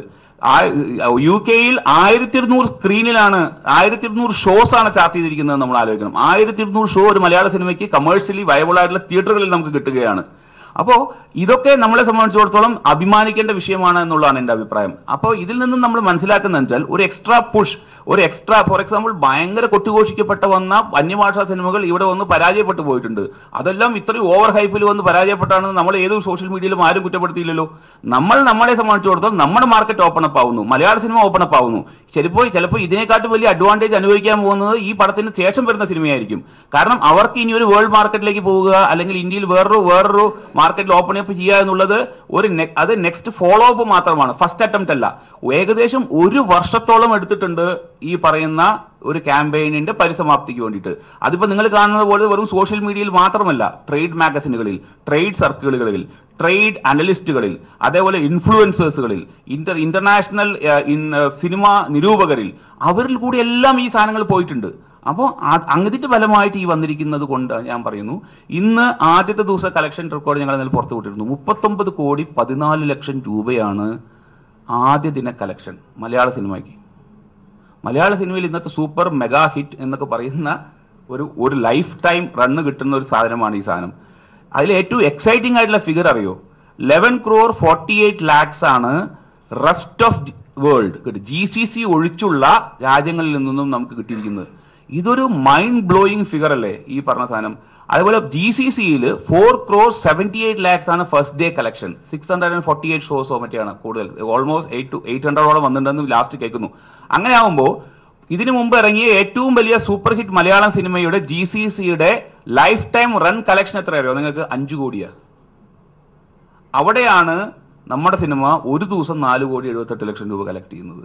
അപ്പോൾ ദാറ്റ് ഈസ് ഈ 4,78,00,000 പറഞ്ഞു കഴിഞ്ഞാൽ സർക്കാരിന്റെയും 2.8ന്റെയും കമ്പൈൻഡ് ഫിഗറാണ് ഈ പറഞ്ഞ സാധനങ്ങൾ. ആ റിസർവേഷന്റെ ഫ്രൻസി കണ്ടിന്യൂ ചെയ്യുന്നു. പക്ഷെ നമ്മളെപ്പോഴത്തെ വളരെ സങ്കടകരമായ ഒരു വിഷയം എന്താ വെച്ച് കഴിഞ്ഞാൽ, നമ്മൾ ഈ സാധനത്തിനെ നമ്മളുടെ കഴിഞ്ഞ 2-3 ദിവസമായിട്ടുള്ള ഒരു സോഷ്യൽ മീഡിയ അറ്റാക്കിൽ കൂടിയും നമ്മളുടെ ഇത് വളരെ എന്താ പറയുക, ഞങ്ങൾ ഉദ്ദേശിച്ച രീതിയിൽ മാസമായിട്ടില്ല എന്നുള്ള ഏറ്റവും വേറെ കൗതുകരമായിട്ടുള്ള സാധനം, ഈ പടം മോശമായി എന്നല്ല പറയുന്നത്, ഈ പടം ഭയങ്കര തല്ലിപ്പൊളി എന്നല്ല, ഈ പടം ഭയങ്കര ക്ലാസ് ആയി പോയി എന്ന അഭിപ്രായം പറയുകയും അതിൽ കൂടെ മാസല്ല എന്ന് പറയുകയും ചെയ്തിട്ട് ഇതിനെ നമ്മൾ തന്നെ നമ്മളുടെ ഒരു വലിയ സംഭവത്തിന്, ഇപ്പോൾ ഓടുന്ന നന്നായി സ്പീഡിൽ ഓടുന്ന ഒരു അത്ലറ്റിനെ കോച്ച് വന്ന് പിന്നിൽ വലിക്കുന്ന പോലെയാണ് ഈ സാധനം. അല്ലോ, അപ്പോൾ അങ്ങനത്തെ ഒരു സിറ്റുവേഷനിലേക്ക് എത്തിപ്പെടുകയും ചെയ്യുന്നത് ഭയങ്കര ഖേദകരം. കാരണം ഇതൊരു വി ആർ ട്രൈങ്, ഇവിടെ നമ്മളൊന്നും സ്വന്തമായിട്ടൊന്നും പ്രൂവ് ചെയ്യാനൊന്നും അല്ല ഈ സാധനങ്ങൾ ചെയ്തത്. കാരണം ഞാൻ അഡ്വർടൈസിങ്ങിൽ നിന്നും സിനിമയിലേക്ക് ഒരു സബാറ്റിക്കലായി വന്നവനാണ്. ഞാൻ ചിലപ്പോൾ ഇനിയിപ്പോൾ നാളെ ഞാൻ അഡ്വർടൈസിംഗിലേക്ക് തന്നെയാണ് ഞാൻ നാളെ മുതൽ തിരിച്ചു പോകുന്നത്. എനിക്ക് ഒരുപാട് ക്ലയൻസിൻ്റെ കമ്മിറ്റ്മെൻറ്റ് എനിക്കുണ്ട്. ഞാൻ എപ്പോൾ ചിലപ്പോൾ മലയാള സിനിമ ഞാൻ നാളെ എടുക്കുമോ മറ്റന്നാൾ എടുക്കുമോ എന്നൊന്നും എനിക്കറിയില്ല. ഞാൻ അങ്ങനെ തീരുമാനിച്ചിട്ടുള്ളൂ. ഞാൻ എന്നും ഒരു വർഷത്തിൽ ഒരു 3 സിനിമ എടുക്കാൻ തയ്യാറായി വന്നിരിക്കുന്ന സംവിധായകനൊന്നുമല്ല. അപ്പോൾ ഞാനിവിടെ ശ്രമിച്ചത് എനിക്കറിയുന്ന ഒരു advertising and marketing and branding സയൻസിനെ നമ്മളുടെ ഞാൻ ചെയ്ത ഒരു പ്രൊഡക്റ്റിനെ അതിനൊരു ഉൽപ്പന്നമാക്കി കണ്ടുകൊണ്ട് ആ ഉൽപ്പന്നത്തിനെ ഏറ്റവും കൂടുതൽ ആളുകളിലേക്ക് എത്തിക്കാനുള്ള ഒരു വിപണന തന്ത്രം ഞാൻ ഇതിൽ ചെയ്തിട്ടുണ്ട്. മനസ്സിലായോ? ആ വിപണന തന്ത്രത്തിന്റെ ആദ്യ വിജയമാണ് ഇത്രയും കൂടുതൽ സ്ക്രീൻസ് കിട്ടിയത്. ആദ്യ വിജയമാണ് ഇത്രയും കൂടുതൽ തിയേറ്റേഴ്സ് നമുക്ക് കിട്ടിയത്. അതിൻ്റെ ഒരു വേറൊരു മഹാവിജയമാണ് ഒരു മലയാള സിനിമ 50 ദിവസം കൊണ്ടോ 60 ദിവസം കൊണ്ടോ ഓടിക്കിട്ടുന്ന കാശ് ആദ്യത്തെ ദിവസം നമുക്ക് കിട്ടുന്നത്. ഒരു മലയാളി എന്നുള്ള നിലയ്ക്ക്, ഒരു ആവറേജ് മലയാളി എന്നുള്ള നിലയ്ക്ക്, ഒരു സിനിമാ പ്രേക്ഷകൻ എന്നുള്ള നിലയ്ക്ക്, ഒരു സിനിമാക്കാരൊക്കെ വിട്ടോളൂ, എല്ലാം എന്നുള്ള നിലയ്ക്ക് എല്ലാവർക്കും അഭിമാനിക്കാവുന്ന ഒരു നിമിഷമാണിത്. നമ്മൾ അതിനെ സെലിബ്രേറ്റ് ചെയ്യുന്നതിന് പകരം നമ്മളിവിടെ തിരിച്ചിങ്ങനെ ചെയ്യുന്നു എന്നുള്ളത് വളരെ ഖേദകരമാണ്. അപ്പം ഞാൻ പറയുന്നത്, ഞാൻ നിങ്ങൾക്ക് സിനിമ കാണിച്ചു, ഞാൻ പറയുന്നത് എൻ്റെ സിനിമ എല്ലാവർക്കും ഇഷ്ടമാവണമെന്നില്ലല്ലോ. കാരണം എൻ്റെ സിനിമ നമ്മൾ ഉണ്ടാക്കുന്ന ഒരു ഭക്ഷണം നമ്മൾ രുചിച്ചു നോക്കും. ആദ്യം ഉണ്ടാക്കുന്ന ആളാണ് രുചിച്ചു നോക്കുക. എന്ന് പറയും നല്ലാട്ടോ എന്ന് നമ്മൾ സ്വയം വിലയിരുത്തിയിട്ടാണ് നമ്മൾ ഒരാൾക്ക് വിളമ്പി കൊടുക്കുമ്പോൾ 10 പേർക്ക് കൊടുക്കുമ്പോൾ അതിൽ 10 പേർ 8 പേർക്ക് പറയും നന്നായി, വളരെ നന്നായി പറയും. 2 പേരോട് പറയും ഇത്ര മോശം കേട്ടോ, അതിന് എരിവുണ്ടോ. അത് ഇൻഡിവിജ്വൽ പെർസെപ്ഷനാണ്, ഇൻഡിവിജ്വൽ ടേസ്റ്റാണ്. അപ്പോൾ ഒരു സിനിമയ്ക്കും 100% ആളുകളെയും തൃപ്തിപ്പെടുത്തി വിജയിക്കാൻ കഴിയുമെന്ന് എനിക്ക് തോന്നുന്നില്ല. അതിൽ അഭിപ്രായ വ്യത്യാസങ്ങളുണ്ടാവാം, അഭിപ്രായങ്ങളുണ്ടാവാം. ഒരു 100 രൂപ എൻ്റെ 100 രൂപ കളഞ്ഞില്ലേ എന്ന് ചോദിച്ചിട്ടാണ് പല രീതിയിലും കമൻറ്റുകൾ വരുന്നത്. അപ്പോൾ ഞാൻ പറയുന്നത് വെച്ചാൽ അങ്ങനെയുള്ള അഭിപ്രായ വ്യത്യാസങ്ങൾ ഉൾക്കൊള്ളുന്നു. ക്രിയാത്മകമായ വിമർശനങ്ങൾ ഉൾക്കൊള്ളാതെ നമുക്ക് സിനിമയ്ക്ക് പോകാൻ പറ്റില്ല. ഞാൻ അഡ്വർടൈസിംഗ് ഒക്കെ ചെയ്യുന്നതിന് മുമ്പ് ഒരു കൺസെപ്ച്വൽ ഒരു ഐഡിയ ഉണ്ടാക്കിയ ശേഷം അതിനെ വളരെ കൂടുതൽ റിസർച്ച് ചെയ്യുമായിരുന്നു. റിസർച്ച് ചെയ്ത കോൺസെപ്റ്റ് കറക്റ്റ് ആണോ എന്ന് നോക്കിയിട്ടാണ് ഷൂട്ട് ചെയ്യുക. ഷൂട്ട് ചെയ്ത ശേഷവും നമ്മൾ റിസർച്ച് ചെയ്യും, നമ്മൾ കമ്മ്യൂണിക്കേഷൻ കറക്റ്റ് ആണോ എന്ന് നോക്കിയിട്ടാണ് നമ്മൾ ചെയ്യാറ്. പക്ഷേ മലയാള സിനിമയ്ക്കൊന്നും അത് ചെയ്യാൻ പറ്റില്ല. ഹിന്ദി സിനിമയിൽ അമീർ ഖാനും രാജു ഹിറാനിയൊക്കെ അത് ചെയ്യുന്നുണ്ട്. ഇത് വ്യാപകമായി ചെയ്യുന്നുണ്ട് ആ സാധനങ്ങൾ. അതുകൊണ്ടാണ് അവിടുത്തെ സക്സസ് റേറ്റ് കൂടുന്നത്. അപ്പോൾ എനിക്ക് ഇത്രേ പറയാനുള്ളൂ. കാരണം ഇത് ഈ പറയുന്ന ഒരു എഫേർട്ടിനെ, ഈ പറയുന്ന ഒരു സംഭവത്തിനെ സപ്പോർട്ട് ചെയ്യണം. ഇതൊരു മോശം സിനിമയാണ് എന്ന് ഞാൻ വിശ്വസിക്കുന്നില്ല. ഇതൊരു മോശമല്ലാത്ത സിനിമയാണ് ഈ സാധനം. അതായത് ഇങ്ങനെ ഇട്ട് വളഞ്ഞിട്ട് ദ്രോഹിക്കേണ്ട തെറ്റ് ചെയ്ത സിനിമയൊന്നുമല്ല ഇത്. അപ്പോൾ അതുകൊണ്ട് ഞാൻ നേരത്തെ പറഞ്ഞു കഴിഞ്ഞാൽ ഇതിലൊരു ഇൻറ്റൻഷൻ ഉണ്ടായിരുന്നു. ആ ഇൻറ്റൻഷനാണ് ഞാൻ നിങ്ങളുടെ മുന്നിൽ പറഞ്ഞത്. ഓവർ ഹൈപ്പ് ചെയ്യുന്നു എന്ന് പറയുന്നത് അത് തെറ്റാണെന്ന് ഇപ്പോഴും ഞാൻ വിശ്വസിക്കുന്നില്ല. അതിനെ നിങ്ങൾക്ക് പറയുകയാണെങ്കിൽ കൂടി ഞാൻ അത് എന്ത് രീതിയിലാണ് ചെയ്ത് എന്നുള്ളതിനെ പറ്റി എനിക്ക് പറയുന്നു. ഞാൻ ഉണ്ടാക്കിയ ഉൽപ്പന്നം എനിക്ക് വിൽക്കാൻ കഴിഞ്ഞില്ലെങ്കിൽ പിന്നെ എന്താ പറഞ്ഞിട്ട് കാര്യം? ഞാൻ കണ്ട് ആസ്വദിക്കാനല്ലല്ലോ ഈ സിനിമ, കൂടുതൽ ആളുകളിലേക്ക് എത്തിക്കുകയല്ലേ വേണ്ട. അതുകൊണ്ട് ഓവർട്ട്ലി ഒരു സിനിമ പ്രൊമോട്ട് ചെയ്യുന്നത് ഇപ്പോഴും ഞാൻ വിശ്വസിക്കുന്നത് തെറ്റല്ല. അത് കമ്മ്യൂണിക്കേഷനിൽ വലിയ സാധനമൊന്നും പറയാൻ പറ്റില്ല. അപ്പോൾ അതുകൊണ്ട് നിങ്ങൾ ഈ സിനിമയെ സപ്പോർട്ട് ചെയ്യണം. ഒരുപാട് കഷ്ടപ്പെട്ടിട്ടുണ്ട് മോഹൻലാൽ ഈ സിനിമ ചെയ്യാൻ വേണ്ടിയിട്ട്. മോഹൻലാൽ ഫിസിക്കലിയും മെൻ്റലിയും ഒരുപാട് സ്ട്രെയിൻ എടുത്ത സിനിമയാണ്. അദ്ദേഹത്തിന് 225 ദിവസമാണ് ഈ സിനിമയ്ക്ക് വേണ്ടി തന്നത്. ഒരു വർഷം, ഏകദേശം ഒരു വർഷത്തിൻ്റെ ഒരു ഭൂരിഭാഗം. അങ്ങനെയുള്ള അദ്ദേഹത്തിൻ്റെ ആ ഒരു എഫേർട്ടിനെ നമ്മൾ റെസ്പെക്റ്റ് ചെയ്യണം. അദ്ദേഹത്തിൻ്റെ അതേപോലെ ഇതിൽ ചെയ്ത അഭിനേതാക്കളുടെ ഒരു വലിയ പങ്കുണ്ട്. ടെക്നീഷ്യൻസ്, രാവും പകലും വർക്ക് ചെയ്ത ഒരു ടെക്നീഷ്യൻസ് ഉണ്ട്. ആ ടെക്നീഷ്യൻസിൻ്റെയൊക്കെ ഒരു ആത്മസമർപ്പണമുണ്ട്. അവരൊക്കെ പറഞ്ഞു കഴിഞ്ഞാൽ ഒരു ദിവസം 250, 600, 300 രൂപ കൊടുത്തിട്ട് എഴുന്നേറ്റ് രാവിലെ മുതൽ രാത്രി വരെയും ഇത് ചുമന്നുകൊണ്ട് പണിയെടുക്കുന്നു. അപ്പോൾ സിനിമാ വ്യവസായം വളരണമെങ്കിൽ സിനിമ വിജയിക്കണം. Everything comes from success. അപ്പോൾ ഈ എല്ലാ സിനിമകളും വിജയിക്കണം. ഈ സിനിമയ്ക്ക് അതിനെ നാച്ചുറലി വിജയിച്ചോട്ടെ. ഇന്നലെ മുതലൊക്കെ ഫാമിലി ഓഡിയൻസ് അതിലേക്ക് കയറാൻ തുടങ്ങി. എന്താണ് ഇത്രമാത്രം വിമർശിക്കാൻ എന്ന് ചോദിച്ചിട്ടാണ് ആളുകൾ കയറുന്നത്. There is A huge influx. ഇന്നലെ മാത്രം വേറൊരു സ്റ്റാറ്റിസ്റ്റിക്സ് കൂടെ പറയാം. ഒരു പടത്തിൻ്റെ സെക്കൻഡ് ഡേ ആണ് ഇന്നലെ. സെക്കൻഡ് ഡേ കേരളത്തിലൊട്ടാകെ 90 തിയേറ്ററുകളിൽ സ്പെഷ്യൽ ഷോ കളിച്ചു സെക്കൻഡ് ഷോന് ശേഷം. കാരണം അത്രമാത്രം ഫാമിലി ക്രൗഡ് അതിൽ കാത്തു നിൽക്കായിരുന്നു. ആ തിയേറ്ററിൻ്റെ ലിസ്റ്റ് എനിക്കുണ്ട്. അതെ ഇന്ന് 40 കോടി. ഇപ്പം ഇന്ന് ശരിക്കും പറഞ്ഞാൽ ഈ സിനിമ 50 കോടി കിടക്കും അല്ലേ? 50 കോടി സെക്കൻഡ് ഡേ കിടക്കും നമ്മുടെ സിനിമ ഇന്നത്തെ കണക്ക്, അതായത് ഇന്നലത്തെയും കൂടെ എടുത്തു കഴിഞ്ഞാൽ. അപ്പോൾ ഇതൊക്കെ നമ്മൾക്ക് ആഹ്ലാദിക്കാവുന്ന ഒരു സാധനമാണ്. അങ്ങനെ അതിനെ കാണണം, പ്രോത്സാഹിപ്പിക്കണം.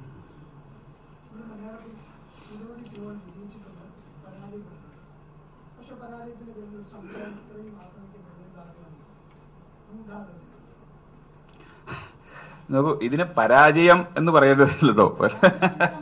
അതല്ല, അഫ്കോഴ്സ് ഇതിന് ഞാൻ ഇന്നലെയൊക്കെ ചാനലുകളിലൊക്കെ പറഞ്ഞിരുന്നു എന്നോട് ചോദിച്ച സമയത്ത്. So I don't want to repeat the same thing. ഇതൊക്കെ നിങ്ങളെല്ലാവരും കണ്ടിട്ടുണ്ടാവും. അതിൽ ആ ചാനലുകാരൊക്കെ ഇവിടെ തന്നെ ഉണ്ടാവുകയൊക്കെ ചെയ്യും.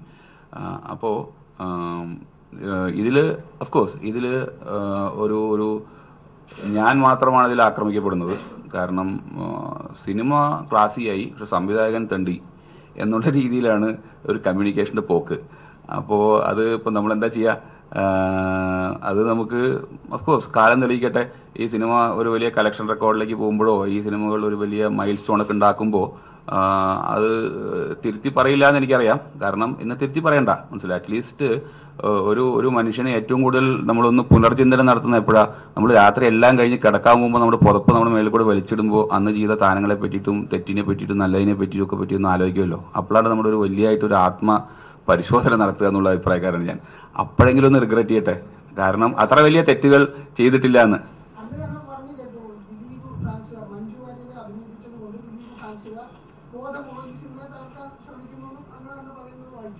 അല്ല, ഞാൻ ഉറച്ചു നിൽക്കുന്നുണ്ടല്ലോ. കാരണം ദിലീപ് ഫാൻസ് എന്ന് ഞാൻ എവിടെയും പറഞ്ഞിട്ടില്ല. ഞാൻ പറഞ്ഞത് ആ വിഷയവുമായിട്ട് ബന്ധപ്പെട്ടിട്ട് ആ ഒരു പോയിന്റ് വെച്ചിട്ട് ഞാൻ സിനിമാ രംഗത്തിൽ ഞാൻ ആരുമല്ലല്ലോ. ഞാൻ സിനിമയിലേ വന്നിട്ടില്ലോ. 4-5 കൊല്ലം മുമ്പ് എനിക്ക് സിനിമയായിട്ട് എന്താ ബന്ധം? സിനിമയിലുള്ള കുറേ ആളുകളെ എൻ്റെ സിനിമകളിൽ എൻ്റെ അഡ്വർടൈസിങ്ങിൽ മോഡലുകളായിട്ടുണ്ട് എന്നല്ലാതെ വേറെ എനിക്ക് എന്താണ് സിനിമയായിട്ട് ബന്ധം? ആരുമായിട്ടും ശത്രുതയില്ല, ആരുടെയും തിരക്കഥ മോഷ്ടിച്ചിട്ടില്ല, ആരുടെയും സിനിമ അഡ്വാൻസ് വാങ്ങി ഞാൻ മുങ്ങിയിട്ടില്ല, ഒന്നും ചെയ്തിട്ടില്ലല്ലോ. അപ്പോൾ എനിക്ക് സിനിമയിൽ നിന്നും ഒരു വലിയ ശത്രുത കഴിഞ്ഞ 4-5 വർഷമായിട്ട് എന്നെ വലിച്ചഴക്കപ്പെടുന്ന വിവാദങ്ങളിലേക്ക് എന്തിലും ഞാൻ വലിച്ചഴക്കപ്പെടുന്നു. അതിലുണ്ടാവുന്നതിന് ഒറ്റ കാരണമേ എനിക്ക് അസൈൻ ചെയ്യാൻ പറ്റുള്ളൂ. ആ അസൈൻമെന്റ് ആ ചെയ്ത കാര്യമാണ് ഞാൻ നിങ്ങളോട് പറഞ്ഞത്, എന്ന് ഞാൻ മീഡിയയിൽ പറഞ്ഞത്. അപ്പോൾ ആ കാരണവുമായിട്ട് ബന്ധപ്പെട്ടിട്ടാണ് ഞാൻ എപ്പോഴും വിവാദങ്ങളിലേക്കും വെറുപ്പുകളിലേക്കും സാധനങ്ങളിലേക്കും വലിച്ചഴിക്കപ്പെട്ടത്. അതിന്റെ ഒരു കലാശക്കൊട്ടോ അല്ലെങ്കിൽ അതിന്റെ ഒരു അവസാനത്തെ ഒരു കൂട്ടുപിടിയാണ് ഇപ്പൊ കണ്ടത്.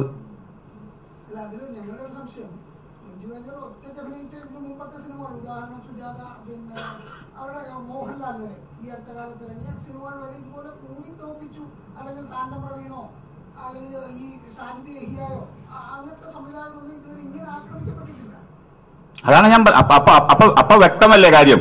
സജിത് യാഹിയ ആക്രമിക്കപ്പെട്ടിട്ടില്ല, ഫാന്റം പ്രവീൺ ആക്രമിക്കപ്പെട്ടിട്ടില്ല, എന്നാൽ ഞാൻ ചെയ്യുന്നു. അപ്പോ അത് ഞാൻ പറഞ്ഞ സാധനങ്ങളെ കുറച്ചും കൂടി സ്പെസിഫിക് ആവുകയല്ലേ ചെയ്യുന്നത്. അപ്പോ അത് വളരെ സ്പെസിഫിക്. ഞാൻ പറഞ്ഞ സാധനങ്ങൾ ഇപ്പൊ താങ്കൾ പറഞ്ഞ താങ്കളുടെ ചോദ്യവും എന്റെ ഉത്തരവും കറക്റ്റാ. നമ്മൾ കൂട്ടിമുട്ടാണ് ഈ സ്ഥാനത്ത് വെച്ചിട്ട്. ഞാൻ പറഞ്ഞല്ലോ, ഞാൻ അങ്ങനെ I don't want to take names. എനിക്ക് തെളിവ് കിട്ടുന്നത് വരെയോ എനിക്ക് അറിയുന്നത് വരെയോ ഞാൻ അങ്ങനെയാണെന്ന് ഇന്ന ആൾക്കാരാണെന്ന് അറിഞ്ഞാൽ ഞാൻ നേരിട്ട് പോയി ചോദിക്കുകയോ അല്ലെങ്കിൽ അങ്ങനെ ചെയ്യാനുള്ള ആർജവും എനിക്കുണ്ട്, അല്ലെങ്കിൽ അതിൻ്റെ വേറെ നടപടി എടുക്കാനുള്ള ആർജവും എനിക്കുണ്ട്. പക്ഷേ എനിക്കത് കാരണം ഈ സൈബർ അറ്റാക്ക് എന്ന് പറയുന്നതിൻ്റെ സ്വഭാവമേ അതാണല്ലോ. കാരണം പണ്ട് കൂവി തോൽപ്പിക്കാൻ ആളെ വിടണം തിയേറ്ററിലേക്ക്, അല്ലേ? ആളെ വിടണം, ആളെ വിട്ട് കൂവണം, എഫേർട്ട് ഉണ്ട് അതൊക്കെ. അപ്പോൾ പക്ഷെ ഇപ്പം അതൊന്നും വേണ്ട. സ്മാർട്ട് ഫോണുള്ള എല്ലാവരും ഇന്ന് ജേർണലിസ്റ്റാണ്. പണ്ടൊക്കെ ഒരു വാർത്ത കൊടുക്കാൻ എന്ത് കഷ്ടമായിരുന്നു. ചാനലിൽ വരണം, നിങ്ങൾ അതിൻ്റെ ആധികാരികത, അല്ലെങ്കിൽ പത്രത്തിൽ വരണം, ആധികാരികത പരിശോധിക്കും, നിങ്ങൾ അതിൻ്റെ ബാക്ക്ഗ്രൗണ്ട് പരിശോധിക്കും, എന്തൊക്കെ പരിശോധിച്ച ശേഷമാണ് ഒരു വാർത്ത വരിക. ഇന്ന് അങ്ങനെയല്ലല്ലോ. ഇന്ന് സ്മാർട്ട് ഫോൺ ഉള്ളവൻ അവന് ഇഷ്ടമല്ലാത്ത ഒരാൾ എന്തെങ്കിലും ചെയ്യുന്ന റോട്ടിൽ കണ്ടാൽ അന്ന് വാർത്തയാണ്, അപ്പോൾ ലൈവാണ്, അല്ലേ? അപ്പോൾ അങ്ങനെയുള്ള വളരെ എക്സ്പോസ്ഡ് ആയിട്ടുള്ള വളരെ എന്താ പറയുക ഒരു പ്രൈവസിയുടെ എല്ലാ അതിർവരമ്പുകളും ഇല്ലാതാവുന്ന ഒരു സാധനത്തിലാണല്ലോ നമ്മൾ ജീവിക്കുന്നത്. ഞാനും ജേർണലിസ്റ്റായ നിങ്ങളും എല്ലാവരും അതിന് എക്സ്പോസ്ഡ് ആണ്. അപ്പോൾ അങ്ങനെ ഒരു സിറ്റുവേഷൻ ജീവിക്കുമ്പോൾ നമ്മൾ ആ കാലത്തിനനുസരിച്ച് ജീവിച്ചേ പറ്റുള്ളൂ. അപ്പോൾ ഇന്ന് ആർക്കും ഇരുന്നു കൊണ്ട് അതാ പറഞ്ഞു, 4:30 മണിക്ക് തുടങ്ങിയ ഫാൻ ഷോയിൽ 4:45 ക്ലൈമാക്സ് മോശം എന്ന് പറഞ്ഞിട്ടാണ് ഫസ്റ്റ് കമന്റ് വരുന്നത്. ലാലേട്ടന് ഇൻട്രോ സീൻ കഴിഞ്ഞിട്ടില്ല അവിടെ, മനസ്സിലായോ? അപ്പോൾ ഇത് പ്രീ പ്ലാൻഡ് പ്രീ മെഡിറ്റേറ്റഡ് ആയിട്ടുള്ള ഒരു പ്ലാനിന്റെ ഇംപ്ലിമെന്റേഷൻ ആയിരുന്നു ആ സാധനം. പക്ഷേ അങ്ങനെയുള്ളൊരു പ്ലാൻ ഇവിടെ പരാജയപ്പെട്ടിട്ടില്ലെങ്കിൽ, അങ്ങനെയുള്ളൊരു പ്ലാൻ ഇവിടെ വിജയിക്കാതിരിക്കണം എങ്കിൽ മാത്രമേ നമുക്ക് രക്ഷയുള്ളൂ. അല്ലെങ്കിൽ ഒരു 15 സ്മാർട്ട് ഫോൺ ഉള്ള ആളേക്ക് ഒരു 50 കോടി മുടക്കി ഒരു 120, 145 ശരിക്കും പറഞ്ഞാൽ 1 വർഷത്തിൽ 7 മാസം, 1 വർഷവും 7 മാസമായി ഈ സിനിമയുടെ പിന്നണി പ്രവർത്തനം തുടങ്ങിയിട്ട് ഒരാളെ നശിപ്പിക്കാൻ കഴിയുന്ന ഒരു അവസ്ഥ വന്നാൽ അത് വളരെ ഡേഞ്ചറസ് അല്ലേ? ഞാൻ പറഞ്ഞു, they are all social assassins. അവർ ക്യാരക്ടർ അസാസിൻസ് ആണ് അവർ. അന്ന് പണ്ടൊക്കെ നമ്മൾ അസാസിൻസിനെ എടുക്കുന്ന ഒരാളെ കൊല്ലാനും ഒരാളെ ഇല്ലാതാക്കാനുമാണ്. ഇന്നിപ്പോൾ ഇവർ നടത്തുന്നത് ക്യാരക്ടർ അസാസിനേഷൻസ് ആണ്. അന്ന് അവരുടെ കയ്യിൽ തോക്കും വാളും വടിയാണെങ്കിൽ ഇന്ന് അവരുടെ കയ്യിൽ സ്മാർട്ട് ഫോണാണ് അവരുടെ ആയുധം, മനസ്സിലായോ? ഇങ്ങനെയുള്ള ഹയേർഡ് അസാസിൻസ് ചെയ്യുന്ന അസാസിൻസിനെ കൊണ്ട് ഒരു ഇൻഡസ്ട്രീനെയും ഒരു കൂട്ടം ആളുകളുടെയും അധ്വാനത്തിനെയും തകർക്കാൻ കഴിയുന്ന ഒരു അവസ്ഥ വന്നാൽ അത് വളരെ ഭയാനകമല്ലേ?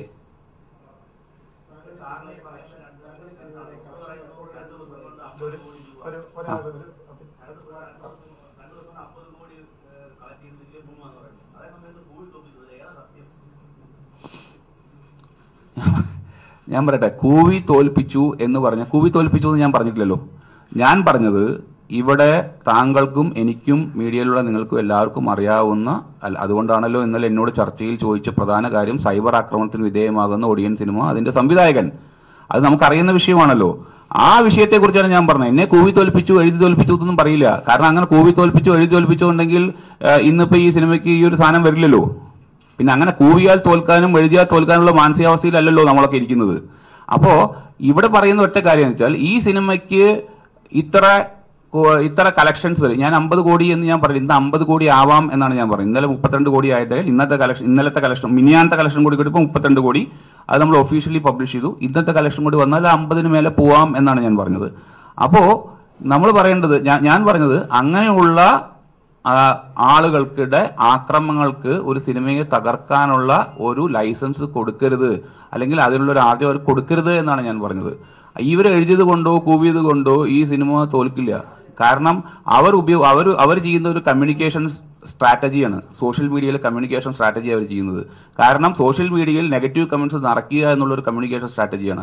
അപ്പോൾ നമ്മളെല്ലാം, ഞാനൊക്കെ ഇരിക്കുന്ന 10-24 കൊല്ലമായിട്ട് ഇവിടെ ഡിജിറ്റൽ മാർക്കറ്റിങ്ങിലും ഡിജിറ്റൽ പ്ലാറ്റ്ഫോമിനെയൊക്കെ അഡ്വർടൈസിങ് പ്രോഡക്ട്സിന് വേണ്ടിയിട്ട് കഴിഞ്ഞ 10-15 കൊല്ലമായിട്ട് സ്ട്രാറ്റജിയുടെ വലിയൊരു പ്ലാനിങ്ങിൻ്റെ ഭാഗമായിട്ട് ഉപയോഗിക്കുന്ന ഒരു ആളായിട്ടാണ് നമ്മളിരിക്കുന്നത്. അപ്പോൾ നമുക്കതിൻ്റെ കൗണ്ടർ സ്ട്രാറ്റജി അറിയാം, നമ്മളതിൻ്റെ കൗണ്ടർ സ്ട്രാറ്റജി ചെയ്യും. പക്ഷേ ഇവിടുത്തെ ചോദ്യം ഇപ്പം താങ്കൾ ചോദിച്ച പോലെ വ്യക്തിപരമായി ഇതിനു മുമ്പ് ഫാൻഡം റബീനെ ആക്രമിക്കപ്പെട്ടിട്ടില്ലല്ലോ, സജിത് യാഹിനെ ആക്രമിക്കപ്പെട്ടില്ലോ. താങ്കൾ എന്തിനെ ആക്രമിക്കപ്പെട്ടതിനുള്ള മറുപടിയാണ് ഞാൻ നേരത്തെ പറഞ്ഞത്. കൂവി തോൽപ്പിച്ചിട്ടില്ല, കൂവി തോൽപ്പിക്കാൻ പറ്റില്ല.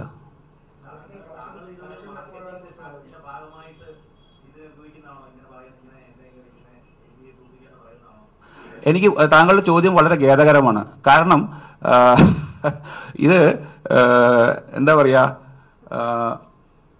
എല്ലാ മാർക്കറ്റിംഗ് സ്ട്രാറ്റജിയായിട്ട് കാണാൻ പറ്റുമോ? എല്ലാ വേദനകളും അങ്ങനെ ആക്കി കാണാൻ പറ്റുമോ?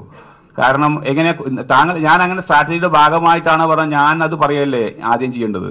ഇത് അല്ലല്ല, ഞാനല്ലല്ലോ അത് ആദ്യം പറഞ്ഞത്. ആദ്യം ഇത് ചൂണ്ടിക്കാണിക്കുകയും എഴുതപ്പെട്ടതും ചെയ്തത് മീഡിയയിൽ നിന്നാണല്ലോ, മനസ്സിലാവും. ഈ സാധനം വന്നത് നിങ്ങളും ഞാനും താങ്കളൊക്കെ സോഷ്യൽ മീഡിയയിൽ സജീവമാണെങ്കിൽ താങ്കൾക്ക് അറിയാമായിരുന്നു അന്നത്തെ ദിവസം രാവിലെ മുതൽ നടന്ന സോഷ്യൽ മീഡിയ അറ്റാക്ക്.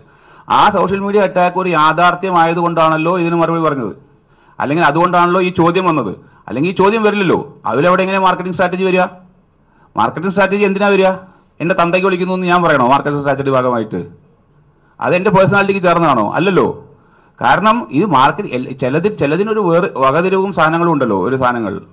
അപ്പോൾ അതിനനുസരിച്ച് നോക്കുമ്പോൾ ഡെഫിനറ്റ്ലി ഇതൊരു യാഥാർത്ഥ്യവും അതിൻ്റെ അപ്പുറത്തൊരു മാർക്കറ്റിംഗ് സ്ട്രാറ്റജിയും തമ്മിൽ സാധനമുണ്ട്. ഇപ്പോൾ ഈ ഓൾറെഡി റണ്ണിങ് ആയിട്ടുള്ള, ഓൾറെഡി ഹൈ ആയിക്കൊണ്ടിരിക്കുന്ന ഒരു സിനിമയ്ക്ക് എന്തിനാണ് ഈ സിനിമയെ കൂവി തോൽപ്പിക്കുന്നത് കൊണ്ടൊരു മാർക്കറ്റിംഗ് സ്ട്രാറ്റജി ഉണ്ടാക്കേണ്ട കാര്യം?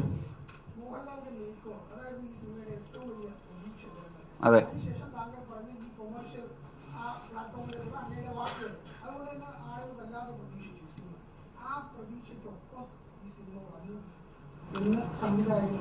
അയ്യോ ഞാൻ പറയട്ടെ, ഡെഫിനറ്റ്ലി ഉണ്ട്. കാരണം ഏറ്റവും സങ്കടകരമായ കാര്യം എന്താ പറയുക, ഈ മോഹൻലാലിനെ നമ്മൾ സംവിധായകൻ എന്നുള്ള നിലയ്ക്ക് ഞാൻ ആദ്യം പുറത്തുവിട്ട ലാലേട്ടൻ്റെ ലുക്ക്, ഞാനും ലാലേട്ടൻ്റെ ഒരു ലുക്ക് ഞാൻ ആദ്യം നമ്മൾ സ്കെച്ചാണ് ചെയ്യുന്നത്. നമ്മുടെ ലാലേട്ടൻ ഇങ്ങനെ ഇരിക്കണം മാണിക്യനായിട്ട് വരുമ്പോൾ 2 വർഷത്തിലിരിക്കുന്ന സമയത്ത് ഒരു 35-കാരനും ഒരു 60-കാരനോ 65-കാരനോ ആകുമ്പോൾ ആ ലാലേട്ടൻ ഇങ്ങനെ ഇരിക്കണം എന്ന് പറഞ്ഞുള്ള സ്കെച്ച് അത് അദ്ദേഹം അപ്രൂവ് ചെയ്യുന്നു.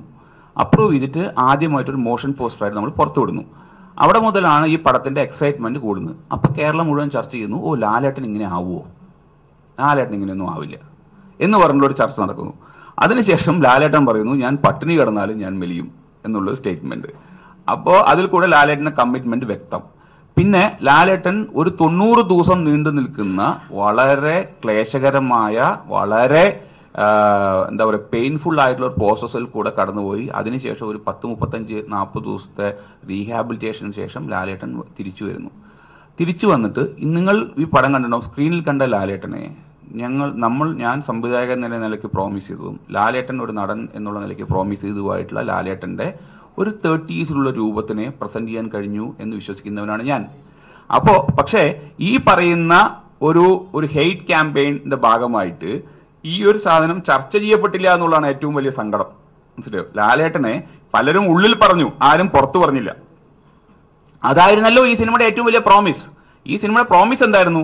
നമ്മൾ പഴയ 30-കാരനായ കിലുക്കത്തിലെയും അതേപോലെ ആ സമയത്തിലേക്കുള്ള രംഗത്തിലെയും ഇരുവറിലേക്ക് പോലുള്ള വളരെ വൈബ്രന്റ് ആയിട്ടുള്ള, വളരെ ഇതായിട്ടുള്ള ലാലേട്ടനെ, നമുക്ക് എനർജറ്റിക് ആയിട്ടുള്ള ലാലേട്ടനെ തിരിച്ചു തരാം. ആ ലാലേട്ടൻ ഉണ്ടല്ലോ ഈ സിനിമയിൽ. അങ്ങനെ ഒരു ലാലേട്ടൻ ഇല്ല. ലാലേട്ടൻ അപ്പോഴും 60-കാരനെ പോലെ തന്നെ ഇരിക്കുന്നു എന്ന് ആരും വിമർശിച്ചിട്ടില്ലല്ലോ. അതായിരുന്നു ക്രിയാത്മകമായ വിമർശനം. കാരണം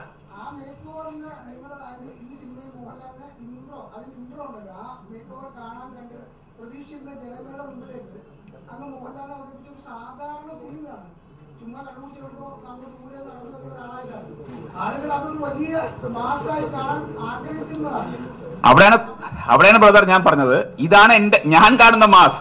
മനസ്സിലായി? അവിടെ മോഹൻലാലിനെ നമുക്ക് വേണമെങ്കിൽ കാല് മാത്രം കാണിക്കാമായിരുന്നു, കൈ മാത്രം കാണിക്കാമായിരുന്നു, മൂക്ക് മാത്രം കാണിക്കാമായിരുന്നു, പൊടി വർത്താമായിരുന്നു, ഇതൊക്കെ ചെയ്യാമായിരുന്നു. പക്ഷേ ഞാൻ അതിലെ ആ ഒരു ക്യാരക്ടറിന്റെ ഒരു ലാൻഡിങ് അങ്ങനെയാണ്. അയാൾ ഒരു സാധാരണക്കാരൻ, ഒരു മനുഷ്യനാണ്. മോഹൻലാലിനെ വേണമെങ്കിൽ എനിക്ക് ചെറുപ്പക്കാരനായിട്ട് ഒരു ഒടിവിദ്യയിൽ കൂടെ കാണിക്കാമായിരുന്നു. പക്ഷെ ഞാൻ കാണിച്ചത് അന്നൊക്കെ നമ്മളൊക്കെ കാണാൻ പണ്ട് കൊതിച്ചിരുന്ന ലാലേട്ടന്റെ കുസൃതിയും ലാലേട്ടന്റെ അങ്ങനത്തെ രസമുള്ള ഡയലോഗുകളും. പലരും പറഞ്ഞത് ലാലേട്ടൻ തടിച്ചു ഭയങ്കരമായ ശേഷം പഴയ തമാശകളൊന്നും ലാലേട്ടൻ്റെ നിന്ന് പോയി, ലാലേട്ടൻ ആ പഴയ തമാശകൾ ഇന്ന് ഇതിൽ ലാലേട്ടൻ അങ്ങനത്തെ കുറെ മാനറിസം കാണിക്കുമ്പോൾ നമുക്ക് ഒരിക്കലും നമ്മളൊക്കെ ഭയങ്കര ക്യൂട്ടായിട്ട് എടുക്കുകയാണ്. അതാ ഞാൻ പറഞ്ഞത്, ആ രീതിയിലേക്ക് എന്റെ പെർസെപ്ഷനാണ് സാധനം. ഞാൻ ഒരിക്കലും പറഞ്ഞില്ലല്ലോ ഇൻട്രോയിൽ ഞാൻ ലാലേട്ടനെ ഭയങ്കര അതിമാനുഷികനായി കാണിക്കുന്നത് ഞാൻ എവിടെയും പറഞ്ഞു. അപ്പോൾ അതാ പറയുന്നത്. അപ്പോൾ ലാലേട്ടന്റെ ഇൻട്രോ ഇങ്ങനെ ആയില്ല. ലാലേട്ടന്റെ പിന്നെന്താ പറയാ, ആ ചെറുപ്പക്കാരനായ ലാലേട്ടൻ ഉണ്ടായിരുന്നോ എന്നുള്ളതാണ് എന്റെ ചോദ്യം. നമ്മൾ പറഞ്ഞത് ചെറുപ്പക്കാരനായ ലാലേട്ടനെ നമ്മൾ അങ്ങനെ അതിഭീകരമായി ഇൻട്രോ ചെയ്യുന്നു പറഞ്ഞിട്ടില്ലല്ലോ. ഈ പടത്തിൽ ഉടനീളം നമ്മൾ ആ 30-കാരനായ ലാലേട്ടനെ നിങ്ങൾക്ക് കാണാൻ കഴിഞ്ഞോ? കാണാൻ കഴിഞ്ഞെങ്കിൽ അതായിരുന്നില്ലേ ഈ പടത്തിന്റെ ഏറ്റവും വലിയ പ്രോമിസ്? അതായിരുന്നില്ലേ ഈ പടത്തിൽ ഏറ്റവും കൂടുതൽ ഹൈലൈറ്റ് ചെയ്യപ്പെടേണ്ടത്?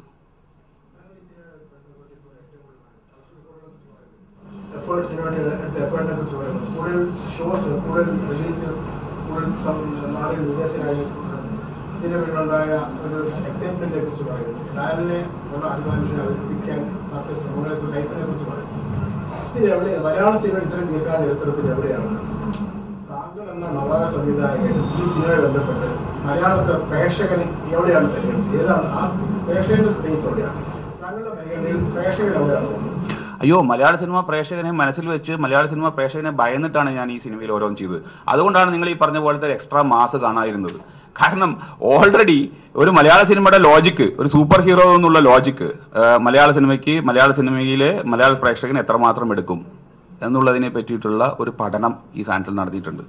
അതേപോലെ തന്നെ ഈ പറയുന്ന മലയാള പ്രേക്ഷകന്റെ ലോജിക്, അല്ലെങ്കിൽ ഈ കഥ സ്വാഭാവികമായിട്ടും മറൂള വെച്ചുകൊണ്ട് നമ്മൾ പിന്നെ ഡാർക്ക് നൈറ്റിലൊക്കെ കണ്ടിട്ടുണ്ട്. മറൂളയൊക്കെ അങ്ങനെ ഒരു ആൾ ഓടി വരുമ്പോൾ അങ്ങനെ വൂൾഫായി മാറി ചാടുന്ന സീനുകളുണ്ട്. അങ്ങനെ നമുക്ക് വേണമെങ്കിൽ ഒടിയൻ മാണിക്കനെ അവതരിപ്പിക്കാമായിരുന്നു. പക്ഷെ നമ്മൾ എന്താ കണ്ടത്? നമ്മൾ കണ്ടത് ഒടിയൻ മാണിക്കൻ എന്ന് പറയുന്ന ആൾ കരിമ്പടവും അയാൾ ഉണ്ടാക്കിയ ഫേസ് മാസ്ക് നിങ്ങൾ ശ്രദ്ധിച്ചിട്ടുണ്ടാവും. പനയോലിയും പനപ്പട്ടയൊക്കെ ഉപയോഗിച്ചിട്ടുള്ള സാധനങ്ങളും, അവിടെ കൊമ്പൊക്കെ അവിടെ മരം കൊണ്ടുണ്ടാക്കിയ കൊമ്പും, കുളമ്പ് എന്ന് പറഞ്ഞാൽ അത് നമ്മൾ ഉദ്ദേശിക്കുന്ന മുള കൊണ്ടുണ്ടാക്കിയ സാധനമൊക്കെയാണ്.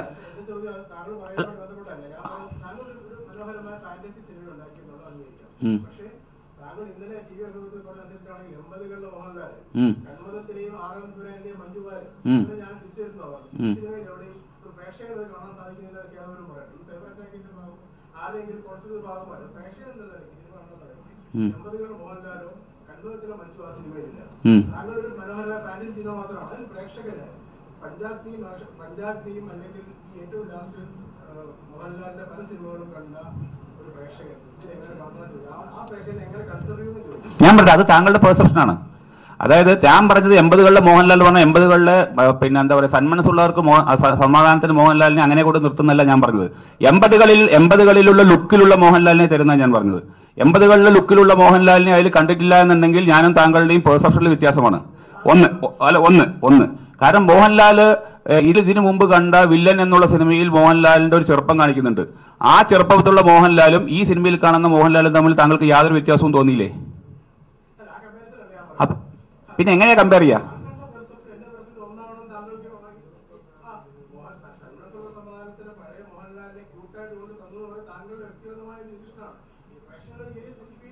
ആയിക്കോട്ടെ, അങ്ങനെ ഫീൽ ചെയ്യുന്ന 10,000-ങ്ങളുണ്ട്.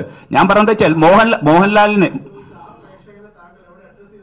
എനിക്കല്ല, ഞാൻ പറയട്ടെ, ഓരോ പ്രേക്ഷകന്റെയും ഈ മലയാളത്തിലുള്ള 3.5 കോടി പ്രേക്ഷകന്റെയും ഓരോരുത്തരുടെയും മാനസികാവസ്ഥ വെച്ച് നമുക്ക് കൊടുക്കാൻ പറ്റില്ല. We can give only to a common population. ഒരു വലിയൊരു പോപ്പുലേഷനുള്ള സാധനങ്ങൾ കൊടുക്കാൻ പറ്റുള്ളൂ.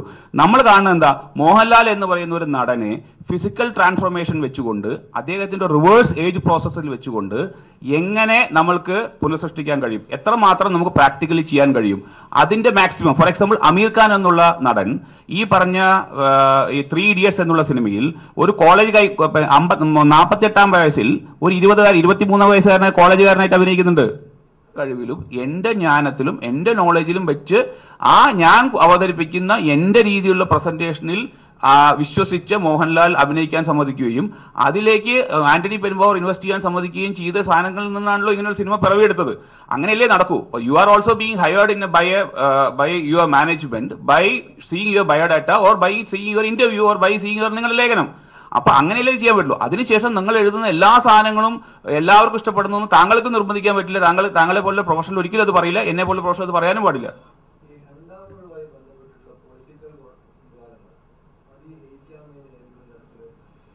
ഇല്ല, രണ്ടാം ഊഴമായിട്ടുള്ള ഞാൻ ഒരുപാട് പ്രാവശ്യം പറഞ്ഞു, രണ്ടാം ഊഴം പറഞ്ഞിട്ടുള്ള ഒരു വിവാദം എന്നേ എനിക്ക് തോന്നുന്നില്ല. കാരണം രണ്ടാം ഊഴത്തിൽ തെറ്റിദ്ധാരണകളേ ഉള്ളൂ, തർക്കമില്ല.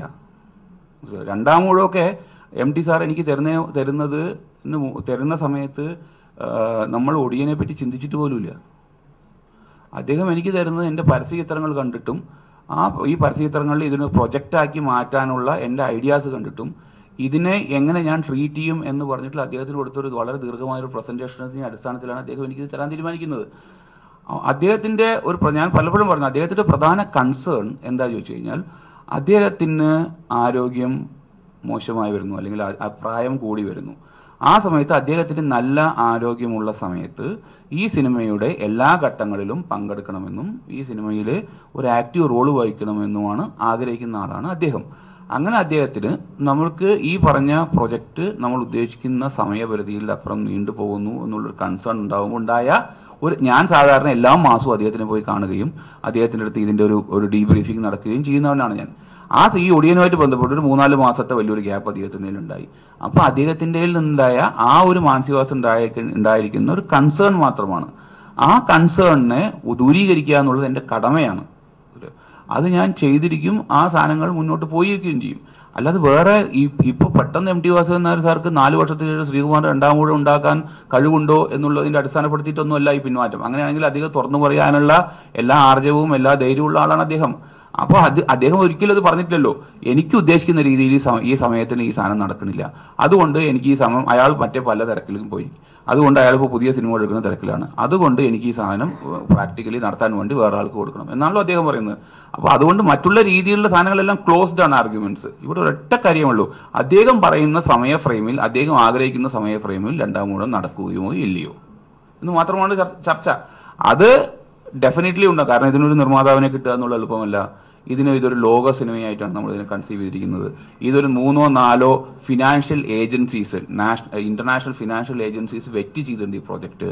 ഇതിനൊരു ഡിസ്ട്രിബ്യൂഷൻ വേണം. ആ ഡിസ്ട്രിബ്യൂട്ടേഴ്സിൻ്റെ അടുത്തൊക്കെ പോകണമെങ്കിൽ തന്നെ ഇതിൻ്റെ ഒരു ഫിനാൻഷ്യൽ വെറ്റിംഗ് നടക്കണം. ആ ഫിനാൻഷ്യൽ വെറ്റിംഗ് നടക്കുക പറഞ്ഞാൽ നിങ്ങൾക്കറിയാം, PwCയോ ഡെലോയിറ്റോ പോലുള്ള ആളുകളുടെ അടുത്തൊക്കെ ഈ സാധനം കൊടുക്കുമ്പോൾ they take months together to vet a project. അങ്ങനെയൊക്കെ ചെയ്തിട്ടാണ് അതിൻ്റെ ഒരുപാട്, ഞങ്ങൾ 3.5 വർഷം ഒരു 40-50 പേരുടെ ടീം ഇരുന്നിട്ടാണ് ഇതിന് കംപ്ലീറ്റ്ലി ഈ സാധനത്തിൻ്റെ പ്രീ പ്രൊഡക്ഷൻ വഴികളിലേക്ക് പോകുന്നത്. ഈ പടം കംപ്ലീറ്റ്ലി സ്റ്റോറി ബോർഡ് ചെയ്യപ്പെട്ടു. ഈ പടം കംപ്ലീറ്റ്ലി റിസർച്ച് ചെയ്യപ്പെട്ട സിനിമയാണ്. അതായത് നമുക്ക് ഇനി ഒരു 6 മാസത്തെ കാലയളവുണ്ടെങ്കിൽ ഇത് ഷൂട്ട് ചെയ്യാവുന്ന ഒരു അവസ്ഥയിലാണ് ഈ സിനിമയുടെ പ്രീ പ്രൊഡക്ഷൻ ജോലികൾ വന്ന് നിൽക്കുന്നത്.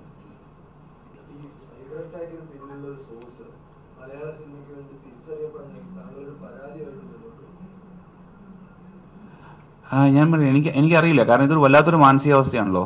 കാരണം ഇതൊരു സൈക്കോളജിക്കൽ ഡിസോർഡറാണ്.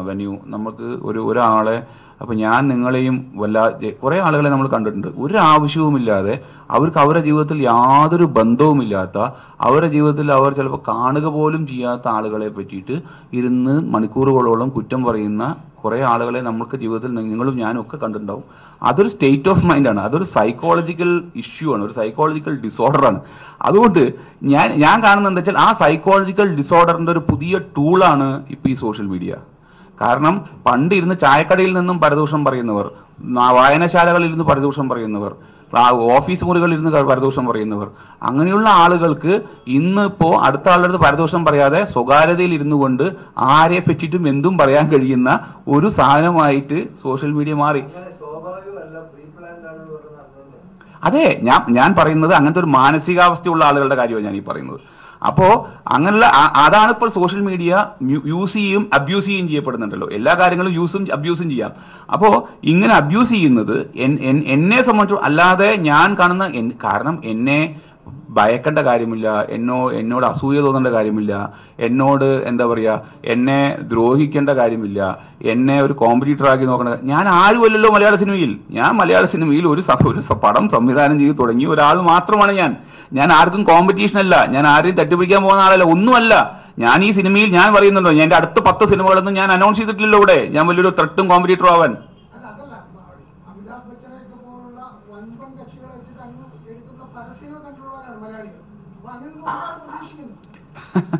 കാരണം അങ്ങനെയൊന്നും കാരണം എല്ലാവർക്കും കൂടെ സ്പേസ് ഇല്ലേ സഹോദര. കാരണം ഇവിടെ ആർക്കും എന്ന് ഒരു വർഷം ഇവിടെ എത്ര സംവിധായകർ വരുന്നുണ്ട്? ഒരു 50-60 സംവിധായകർ, പുതിയ സംവിധായകർ ഇവിടെ വരുന്നുണ്ട്. എത്രയോ സിനിമകളിലൂടെ ഒരു ജനിക്കുന്നു. എല്ലാവർക്കും എല്ലാവരുടേതായ സ്പേസ് ഉണ്ട് ഈ ഭൂമിയിൽ, അല്ലെങ്കിൽ ഈ രംഗത്ത്. അപ്പോൾ ആർക്കും ആരുടെയും സ്പേസ് ഡിസ്ക്ലോട്ട് ചെയ്തിട്ടൊന്നുമല്ലല്ലോ ഞാൻ വരുന്നത്. ഞാനിവിടെ ഒരു ഓരത്ത് വന്ന് അതിൽ കൂടെ പണ്ട് പണിയും കഴിഞ്ഞിട്ട് ഞാൻ എൻ്റെ ഓരത്ത് കൂടെ പോകുന്ന ഒരാളാണ്. ഞാൻ ആരുടെയും എന്തെങ്കിലും ഒരു നേതൃത്വത്തിലേക്ക് വരികയോ സാധനമൊന്നും അല്ല. അങ്ങനത്തെ ഇൻറ്റൻഷൻസും ഇല്ല. ഞാനത് അവിടെ പറഞ്ഞിട്ടുമില്ല. ഞാൻ പറഞ്ഞത്, ഞാൻ ഉറക്കം പറഞ്ഞ ഒരൊറ്റ കാര്യം, എൻ്റെ പ്രൊഡക്റ്റിനെ മാർക്കറ്റ് ചെയ്യാൻ വേണ്ടി ഞാൻ കുറച്ച് ഉറക്കം പറഞ്ഞിട്ടുണ്ട്, ഡെസിബിൾ ലെവൽ പറഞ്ഞിട്ടുണ്ട്. കാരണം അതൊരു ഒരു ഒരു ഒരു എന്താ പറയുക, ഒരു തിരക്കുള്ള സമയത്ത് ഒരു ലോട്ടറി വിൽപ്പനക്കാരൻ ചെയ്യുന്ന ടെക്നിക്ക് തന്നെയാണ് ഞാനും ചെയ്തത്. കാരണം ഏറ്റവും കൂടുതൽ ആളുകളുടെ അടുത്തേക്ക് ഞാൻ ഏറ്റവും കൂടുതൽ ആളുകളുടെ ശ്രദ്ധ നേടുന്ന രീതിയിൽ പറയുന്നുവോ അവൻ്റെ കയ്യിൽ നിന്ന് ഏറ്റവും കൂടുതൽ ടിക്കറ്റ് വാങ്ങും. അല്ലെങ്കിൽ ചന്തയിലിരിക്കുന്ന ഒരു പറയുന്ന ഒരു പിന്നെ കൊയ്യക്കായ വെക്കുന്ന അല്ലെങ്കിൽ ഒരു പേരക്ക വെക്കുന്ന ഒരാളും അത് തന്നെയാണ് ചെയ്യുന്നത്. ഇതാണ് ബേസിക് കമ്മ്യൂണിക്കേഷൻ ആണത്.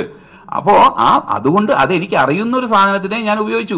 അപ്പോൾ ആ ഒരു സാധനത്തിൻ്റെ പേരിൽ ഈ പടം ഞാൻ ഇങ്ങനെ ഭയങ്കരമായി വിറ്റു, ഭയങ്കരമായ സാധനങ്ങൾ ചെയ്തു എന്നുണ്ടെങ്കിൽ അതിൻ്റെ അപ്പുറത്തൊരു പോസിറ്റീവ് വശവും വന്നിട്ടുണ്ട്.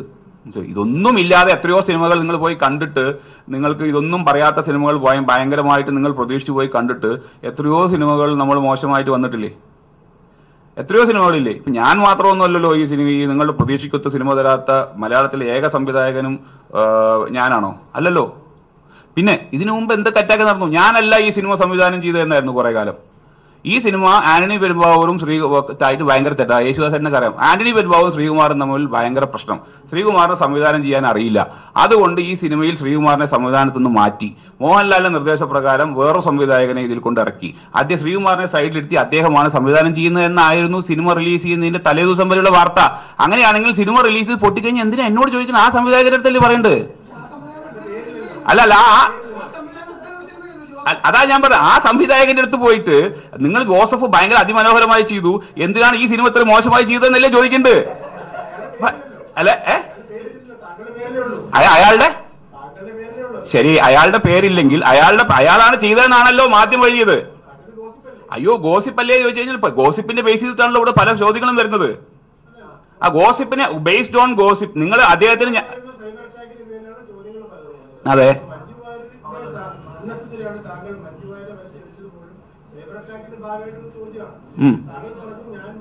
അല്ല, അൺനെസസറി ആയിന്ന് താങ്കൾക്ക് എങ്ങനെ പറയാൻ പറ്റുക?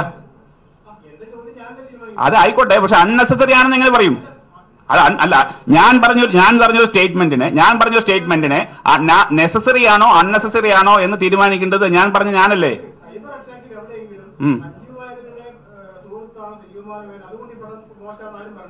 അതുകൊണ്ട് അല്ല, ഒരു മിനിറ്റ് ഞാൻ പറഞ്ഞത് കഴിഞ്ഞ 4 കൊല്ലത്തെ ട്രയലാ പറഞ്ഞത്. ഞാൻ ഈ പറഞ്ഞ 4 കൊല്ലത്തിൽ ഒരുപാട് കാര്യങ്ങളിൽ ഈ സാധനങ്ങളിൽ ഒരുപാട് സ്ഥലങ്ങളിൽ ഞാൻ പരാമർശിക്കപ്പെട്ടത് അതിന്റെ പേരിലാണ്. അത് താങ്കൾക്കും അറിയാം, എനിക്കും അറിയാം. താങ്കളുടെ മാധ്യമ സ്ഥാനം ചിലപ്പോൾ അത് റിപ്പോർട്ട് ചെയ്യപ്പെട്ടിട്ടുണ്ടാവും. അല്ല, ഇപ്പൊ താങ്കൾ പറഞ്ഞു വരുന്നത് എന്താണ്? ഈ സിനിമയിൽ പത്മകുമാർ അല്ല സംവിധാനം, ഞാനാണ്. എന്റെ സംവിധാനത്തിന്റെ പരാജയമാണ് ഈ സിനിമ എന്ന് പറയാൻ ഞാൻ അംഗീകരിക്കുന്നു താങ്കളുടെ അഭിപ്രായത്തിന്. അതാണ് സാധനം. അല്ല, ഞാൻ താങ്കൾ പറഞ്ഞല്ലോ ആ അല്ല, ഞാൻ പറയട്ടെ, താങ്കൾ പറയാൻ ഉദ്ദേശിക്കുന്ന സാധനങ്ങൾ ഞാൻ അംഗീകരിച്ചിരിക്കുന്നു. താങ്കൾ പറയുന്ന സാധനം എന്താ? ശ്രീകുമാർ സംവിധാനം എന്നുള്ള രീതിയിൽ വൻ പരാജയം. അങ്ങനെ വൻ പരാജയമുള്ള ശ്രീകുമാർ ഈ പടം നിർത്തി മുന്നോട്ട് പോകണം എന്ന് പറയുന്ന, ഈ പടം നിർത്തി വേറെ പണിക്ക് പോകണമെന്നുണ്ടെങ്കിൽ അംഗീകരിക്കുന്നു സുഹൃത്തെ.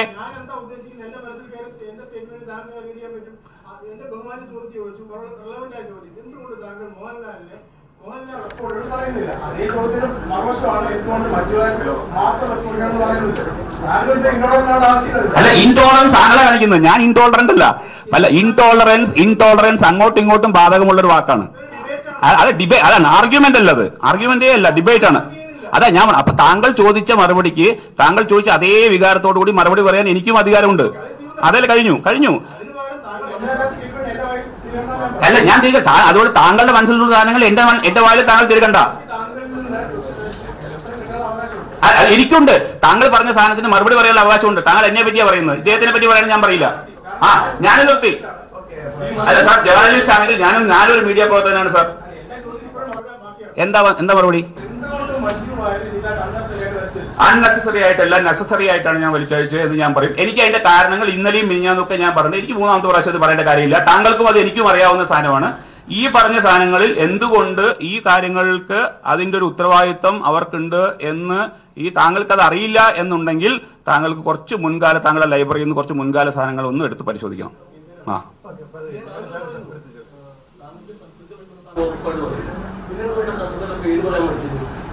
എനിക്ക് ശത്രുക്കൾ ഉണ്ട് എന്ന് പറഞ്ഞാൽ ഇപ്പൊ താങ്കൾ സിനിമാ ഫീൽഡിൽ എനിക്ക് ശത്രുക്കൾ ഉണ്ട് എന്ന് പറയും. സിനിമാ ഫീൽഡിൽ എനിക്ക് ശത്രുക്കൾ ഉണ്ട് എന്ന് ഞാൻ പറയുന്നത് എന്തുകൊണ്ടാണ് ചോദിച്ചു കഴിഞ്ഞാൽ കഴിഞ്ഞ സിനിമാ രംഗത്തേക്ക് ഞാൻ വരുന്നതിന് മുമ്പ് തന്നെ ഐ വാസ് അറ്റാക്ട്.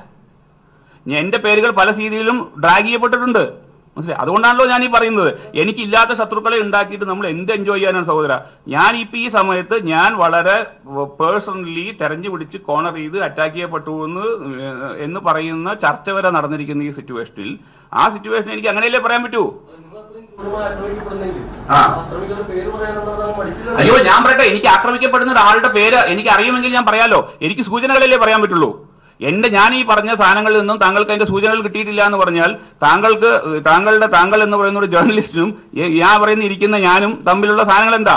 ഞാൻ ഈ ഒരു ഏത് വിഷയത്തിൽ ആക്രമിക്കപ്പെട്ടു അല്ലെങ്കിൽ ഏത് വിഷയത്തിലാണ് ഞാൻ ഡ്രാഗ് ചെയ്യപ്പെട്ടത് എന്ന് ഞാൻ പറഞ്ഞിട്ടുണ്ട്. അത് താങ്കൾ കേട്ടിട്ടുണ്ട്. മനസ്സിലായി? ആ വിഷയത്തിൽ ഡ്രാഗ് ചെയ്യപ്പെട്ടിട്ടുണ്ടെങ്കിൽ ആ വിഷയത്തിൽ എന്തുകൊണ്ട് ഞാൻ ഡ്രാഗ് ചെയ്യപ്പെട്ടു എന്ന് ഞാൻ പറഞ്ഞിട്ടുണ്ട്. മനസ്സിലായോ? ഞാൻ കൊച്ചിയിൽ നിന്ന് ഇന്നലെ 3-4 പ്രാവശ്യം പറഞ്ഞ സാധനത്തിന് അതേ സാധനം എനിക്ക് തിരുവനന്തപുരത്ത് വരുന്നത് ആവർത്തിക്കേണ്ട കാര്യമില്ല. കാരണം എന്താ വെച്ച് കഴിഞ്ഞാൽ അത് നിങ്ങളും കേട്ടതാണ്, നിങ്ങൾക്ക് അറിയുന്ന സാധനമാണ്, ഈ സാധനങ്ങളുമാണ്. അപ്പൊ ഞാൻ ഇപ്പൊ താങ്കൾ ചോദിച്ച ഒറ്റ കാര്യമുള്ളൂ, താങ്കൾ ഇന്നലെ പറഞ്ഞതിൽ സ്റ്റാൻഡായി ഉറച്ചു നിൽക്കുന്നുണ്ടോ? ഉറച്ചു നിൽക്കുന്നുണ്ട്.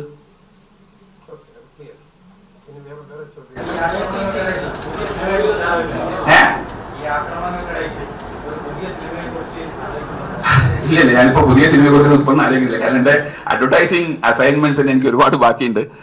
ഞാൻ ഒരു 3 മാസം കൊണ്ട് സിനിമ എടുത്ത് 4ാമത്തെ മാസം റിലീസ് ചെയ്യാൻ ഉദ്ദേശിച്ച് വന്ന ആളാണ് ഞാൻ. ഇപ്പോൾ ഓൾമോസ്റ്റ് 2 വർഷമായി. അപ്പോൾ എനിക്കൊരു വലിയ നീണ്ട ഒരു ഇടവേളയായി അഡ്വർടൈസിംഗിന്. അപ്പോൾ എനിക്ക് ഒരുപാട് അഡ്വർടൈസിങ് അസൈൻമെന്റ്സ് എനിക്ക് തീർക്കാനുണ്ട്. അത് കഴിഞ്ഞിട്ട് ഞാൻ 2ാം ഊഴത്തിൻ്റെ ഒരു പണികളിലേക്ക് തന്നെയാണ് ഞാൻ ഇനി ഇവിടുന്ന് പോകാൻ പോകുന്നത്. കാരണം ഒരുപാട് റിസർച്ച് ചെയ്ത് വെച്ചിരിക്കുന്ന സിനിമയാണ്. അതൊരു സിനിമയാവണമെന്നുണ്ടെങ്കിൽ തന്നെ അതിൻ്റെ കാസ്റ്റിങ്ങും അതിൻ്റെ ക്രൂവും എല്ലാം കഴിഞ്ഞിട്ട് വലിയ ഒരു ഇൻ്റർനാഷണൽ ക്രൂവും ഇൻ്റർനാഷണൽ കാസ്റ്റും ഒക്കെ വരുന്നൊരു സിനിമയാണത്. അപ്പോൾ അതിനെ വളരെ ഗൗരവമായിട്ട് തന്നെ അതിനെ നമ്മൾ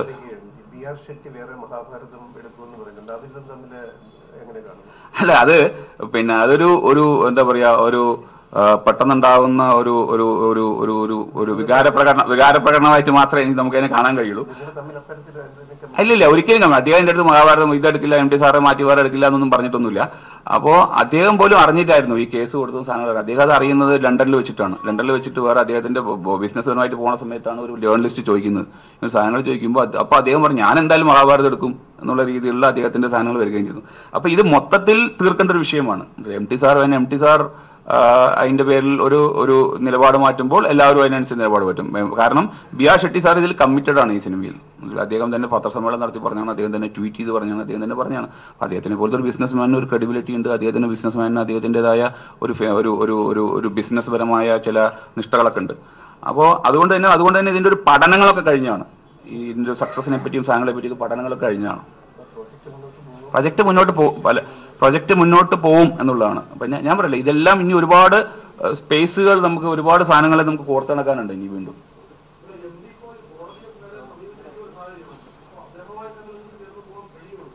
അദ്ദേഹം കോടതിയിൽ പോയിട്ടുണ്ട്, ഞാൻ അതിനെ ഡിഫെൻഡ് ചെയ്തിട്ടുണ്ട്. മനസ്സിലായോ? കാരണം കോടതിയിൽ പോയാൽ മനസ്സിലായോ, കോടതിയിൽ പോയ തർക്കങ്ങളൊക്കെ അപ്പോഴേ തീരുന്നില്ലേ സാർ?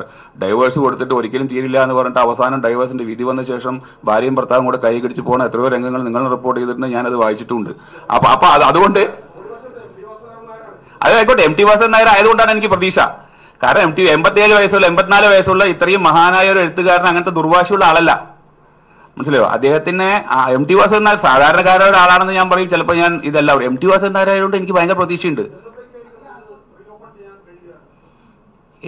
എനിക്ക് ഇതിന്റെ ഒരു ചെറിയ തിരക്കുകളൊക്കെ കഴിഞ്ഞിട്ട് വേണമല്ലോ അതിലൊക്കെ പോയിരിക്കാനും സംസാരിക്കാനും ഒക്കെ. അപ്പൊ ഞാൻ 2019 മിഡിലോടുകൂടി ഷൂട്ട് ചെയ്യാൻ തയ്യാറായിട്ടിരിക്കുന്ന ആളാണ് ഞാൻ. അപ്പൊ അതിനു മുമ്പ് എന്തായാലും അതിനുള്ള വെൽ അഡ്വാൻസ് അത് തീരണമല്ലോ. അയ്യോ അങ്ങനെയൊന്നും ഇല്ലെന്ന്. കാരണം MT വാസുദേവൻ നായരെ തെറ്റിദ്ധരിച്ചത് എൻ്റെ ഒരു അഭാവവും ഞാൻ എൻ്റെ ഒരു കമ്മ്യൂണിക്കേഷൻ ഗ്യാപ്പിലുമാണ്. അല്ലാതെ MT സാർക്ക് ആരെയും തെറ്റിദ്ധരിപ്പിച്ചതോ സാധനങ്ങളൊന്നുമല്ല.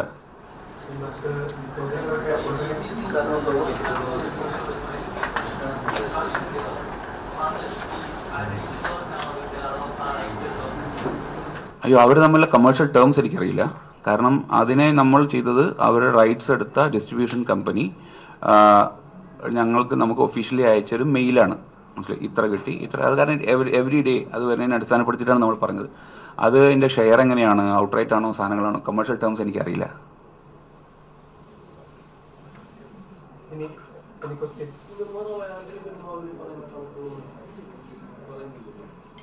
അയ്യോ, ഞാൻ ഇതിൻ്റെ ഒരു സോഴ്സ് എന്ന് പറഞ്ഞാൽ ഒഡിയൻ എന്ന് പറഞ്ഞ് ഞങ്ങൾക്കൊരു ഒഫീഷ്യൽ ഫേസ്ബുക്ക് പേജ് ഉണ്ട്. ആ ഒഡിയൻ എന്നുള്ള ഒഫീഷ്യൽ ഫേസ്ബുക്ക് പേജിൽ ാണ് നമ്മൾ ഈ കണക്ക് ഇട്ടത്. അത് ആശീർവാദ് സിനിമാസ് ഷെയർ ചെയ്തിട്ടുണ്ട്. താങ്കൾ കണ്ടിട്ടുണ്ടോ എന്ന് എനിക്കറിയില്ല. ഷെയർ ചെയ്തിട്ടുണ്ട്. അപ്പോൾ അതിൻ്റെ ഒരു കണക്ക് ഫൈനലൊക്കെ ആയി വരുമ്പോൾ അധികം പറയുമായിരിക്കും. കാരണം ഇപ്പം ഞങ്ങൾ കമ്മ്യൂണിക്കേറ്റ് ചെയ്യുന്നത് ഒഡിയൻ്റെ ഒരു ഒഫീഷ്യൽ ഫേസ്ബുക്ക് പേജിലാണ് ഈ സാധനങ്ങളെല്ലാം പല കമ്മ്യൂണിക്കേഷൻസ് ഞങ്ങൾ നടത്തുന്നത് അല്ലേ. അപ്പോൾ എനിക്കൊരു കാര്യം ദയവീത് പറയാനുള്ളൂ. കാരണം ഇതിനെ സ്കെപ്റ്റിക്കലാവേണ്ട ഒരു കാര്യവും ഇതിലില്ല. കാരണം എന്തിനാണ് സ്കെപ്റ്റിക്കലാവുന്നത് ഈ സാധനത്തിൽ? നമുക്ക് ഇപ്പം നാളെ 500 കോടി കളക്ഷൻ എന്ന് പറഞ്ഞിട്ട് നമ്മളെല്ലാവരും ഓൺലൈനിൽ ഞാൻ വായിച്ചു. ആദ്യം ഒരാഴ്ച കൊണ്ട് 500 കോടി കളക്ഷൻ നേടി ഈ പറയുന്ന റോബോ അല്ലെങ്കിൽ 2.0 പോകുന്നു. ഞാൻ ഒരു സ്ഥലത്തും 500 കോടിയൊക്കെ കിട്ടിയിട്ടുണ്ടോ? അതാരാ പറഞ്ഞു? ലൈക്ക പറഞ്ഞാണോ, രജനീകാന്ത് പറഞ്ഞാണോ, അതോ ശങ്കർ പറഞ്ഞതാണോ എന്നൊന്നും അതിൻ്റെ സോഴ്സൊന്നും ആരും ചോദിച്ചില്ല. 500 കോടി കിട്ടി, നമ്മളെല്ലാം പറഞ്ഞോ 500 കിട്ടി ഭയങ്കര സന്തോഷം. അതേ സന്തോഷം ഒടിയനും കാണിക്കും സഹോദര. കാരണം നമുക്ക് എല്ലാവർക്കും സന്തോഷിക്കാം. കാരണം ഇതിൽ ഇപ്പം ഈ ഒരു സാധനം കിട്ടിയത് കൊണ്ട് മാത്രം ഇത് എനിക്കും ആന്റണി പെരുമാവൂർ ഒരാളുടെ നേട്ടമൊന്നുമല്ല, ഇത് നമ്മുടെ എല്ലാവരും നേട്ടമായി അങ്ങനെ നമ്മൾ കാണുമ്പോൾ മാത്രമേ ഈ സാധനത്തിലുള്ള ഒരു നമുക്കൊരു എല്ലാവർക്കും ഒരു എനർജി വരൂ. മനസ്സിലായോ? കാരണം ഇങ്ങനെ ഒരു കണക്ക് പറഞ്ഞ് തെറ്റിദ്ധരിപ്പിച്ച് സാധനങ്ങൾ ഓടിച്ച് ആന്റണിയെ അതോറിറ്റീസിന് മുന്നിൽ എക്സ്പോസ് ചെയ്യുകയും നമ്മളെ ഞാനൊരു ഗോഷ്ക്ക് പറയുന്ന ഒരാളായിട്ട് മാറാനും എനിക്ക് താല്പര്യമില്ല ഈ സാധനത്തിൽ. അതുകൊണ്ട് ഞങ്ങൾ ഇതൊക്കെ നിങ്ങളോട് ഷെയർ ചെയ്യുന്നത് എന്തുകൊണ്ടാണെന്ന് ചോദിച്ചു കഴിഞ്ഞാൽ ഇതിൻ്റെ ഒരു എക്സൈറ്റ്മെന്റ് കൊണ്ടാണ് നമ്മൾ ഇതൊക്കെ ഷെയർ ചെയ്യുന്നത്. ഞങ്ങൾക്ക് ഇതില്ലെങ്കിലും PP 30 കോടി കിട്ടി എന്ന് പറഞ്ഞുകൊണ്ടൊന്നും നാളെ ആള് കയറില്ലല്ലോ. അപ്പൊ നാളെ ആള് കയറണം എന്നുണ്ടെങ്കിൽ ഈ പടം ഫാമിലിയാണ്, കണ്ടന്റ് നന്നാണെന്ന് തന്നെ പറയണം. ഇത് നമ്മൾ പറയുന്നത് ഇത് ഈ സിനിമയ്ക്കും ഈ പ്രവർത്തകർക്കും ഈ മൊത്തം ഇൻഡസ്ട്രിക്കും ഒരു എനർജൈസിങ് കിട്ടാനുള്ള ഒരു വാർത്തയാണിത്. ഒരു കാര്യമില്ല ഞാൻ പറയാം. പക്ഷേ ഇത് ഇൻഡസ്ട്രി ആസ് എ ഹോൾ ഇതെന്താ സംഭവിച്ചത്? പുലിമുരുകൻ കാരണമാണ്, പുലിമുരുകന്റെ വിജയമാണ് ഇന്നൊരു കൊച്ചുണ്ണി ഇവിടെ പടർന്നത്, കായംകുളം കൊച്ചുണ്ണി പറഞ്ഞ്. അതുകൊണ്ടാണ് ഒഡിയനിലേക്ക് പോകുന്നത്. ഒഡിയൻ കഴിഞ്ഞ അടുത്ത് ലൂസിഫർ, അതും ഏകദേശം ഈ ബഡ്ജറ്റിലാണ്. 100 കോടി ചെലവിലാണ് കുഞ്ഞാലി മരിക്കാറ്. ഇതൊക്കെ ഉണ്ടാവുന്നതിന് ഒരു നിമിത്തമുണ്ട്, മനസ്സിലായി? കാരണം ഒരു കോൺഫിഡൻസ് പോയിന്റ് ഉണ്ട് അവിടെ വെച്ചിട്ട്, മനസ്സിലായി? ആ കോൺഫിഡൻസ് പോയിന്റ് ആണ് നമ്മളിവിടെ ക്രിയേറ്റ് ചെയ്യുന്നത്, മനസ്സിലായി? അപ്പോൾ അതിൻ്റെ അർത്ഥം ഇത് ഒരു ഇൻഡിവിജ്വലി ഒരാൾക്ക് കിട്ടിയ കാശിന് നമുക്ക് എന്ത് ഗുണം എന്നുള്ളതിനെക്കാട്ടും കൂടുതൽ നമ്മളെല്ലാം പ്രവർത്തിക്കുന്ന ഒരു ഇൻഡസ്ട്രി. നമ്മൾ എന്തിനാണ് നിങ്ങളൊക്കെ സർക്കുലേഷൻസ് പുറത്തു വിടുന്നത്? നിങ്ങൾ എന്തിനാ ബാർക്ക് റേറ്റിംഗ് പുറത്തു വിടുന്നത്? ബാർക്ക് റേറ്റിംഗ് പുറത്തു വിടേണ്ട കാര്യം എന്താ? സർക്കുലേഷൻ പുറത്തു വിടേണ്ട കാര്യം എന്താ? ആ സർക്കുലേഷനും ബാർക്ക് റേറ്റിംഗും ഒക്കെ പുറത്തു വിടുന്നത് നിങ്ങൾക്ക് നിങ്ങളുടെ മേലിൽ അഡ്വർടൈസേഴ്സും ആളുകൾക്ക് ഇൻവെസ്റ്റ് ചെയ്യാനുള്ള ഒരു കോൺഫിഡൻസ് അല്ലേ നിങ്ങൾ കൊടുക്കുന്നത്? നമ്മളെല്ലാവരും, നിങ്ങളും ചെയ്യുന്നുണ്ട്, നമ്മളും ചെയ്യുന്നുണ്ട് ഈ സാധനത്തിൽ. നിങ്ങൾക്കൊരു അതോറിറ്റി ഉണ്ട്, ബാർക്ക് എന്നുള്ള അതോറിറ്റി ഉണ്ട്, അവിടെ ഒരു INS ഉണ്ട്, സാധനങ്ങളുണ്ട്. ആ ഒരു അതോറിറ്റി വെച്ച് കൊടുക്കുന്നു. നമുക്ക് ഇപ്പൊ ഇതുപോലത്തെ ഒരു അതോറിറ്റി ചിലപ്പോൾ സിനിമയ്ക്ക് പിന്നീട് വരുമായിരിക്കും, സിനിമ നമ്പേഴ്സ് വരുമ്പോൾ. അപ്പൊ നമ്മൾ അങ്ങനെ ചെയ്യുന്ന സമയത്ത് അപ്പൊ എല്ലാവർക്കും അവരവരുടെ നേട്ടങ്ങളും അവരവരുടെ മൈൽ സ്റ്റോൺസും പറയുന്നത് എല്ലാവരും സാധനമാണ്. ഇപ്പൊ നിങ്ങൾക്ക് പ്രൊമോഷൻ കിട്ടിയെന്ന് നിങ്ങൾ എന്തിനാ 10 പേരോട് പറയണത്? നിങ്ങൾക്കും കുടുംബത്തിനല്ലേ അതിന്റെ ഗുണം, മറ്റുള്ളവർക്ക് എന്തിനാ ഗുണം? അത് പറയുന്നത് എന്താ വെച്ച് കഴിഞ്ഞാൽ ഞാൻ നന്നായി പണിയെടുത്തു, ഞാൻ എൻ്റെ ജോലിയിൽ ആത്മാർത്ഥത കൊണ്ട് എനിക്ക് ചെയ്യുന്നു എന്ന് പറയുമ്പോൾ ഞാൻ കാണുന്നത് എന്തറിയോ? അങ്ങനെ ആത്മാർത്ഥമായിട്ട് അദ്ദേഹത്തിന് പോണ പണിയെടുത്തു കഴിഞ്ഞാൽ എനിക്കും പ്രൊമോഷൻ കിട്ടുന്നത് ഞാൻ കാണണം. അങ്ങനെയല്ല അതിന്റെ പോസിറ്റീവായിട്ട് എടുക്കുക. അല്ലെങ്കിൽ ആൾക്ക് പ്രൊമോഷൻ കിട്ടി എനിക്ക് എന്താ ചോദിക്കുന്നതിൽ അർത്ഥമില്ലല്ലോ. അപ്പൊ ഇതിനെ അതിന്റെ ഒരു ആ രീതിയിലും കാണാം, ഈ രീതിയിലും കാണാം. ചോദ്യങ്ങൾ ഇനി ചുരുക്കണം.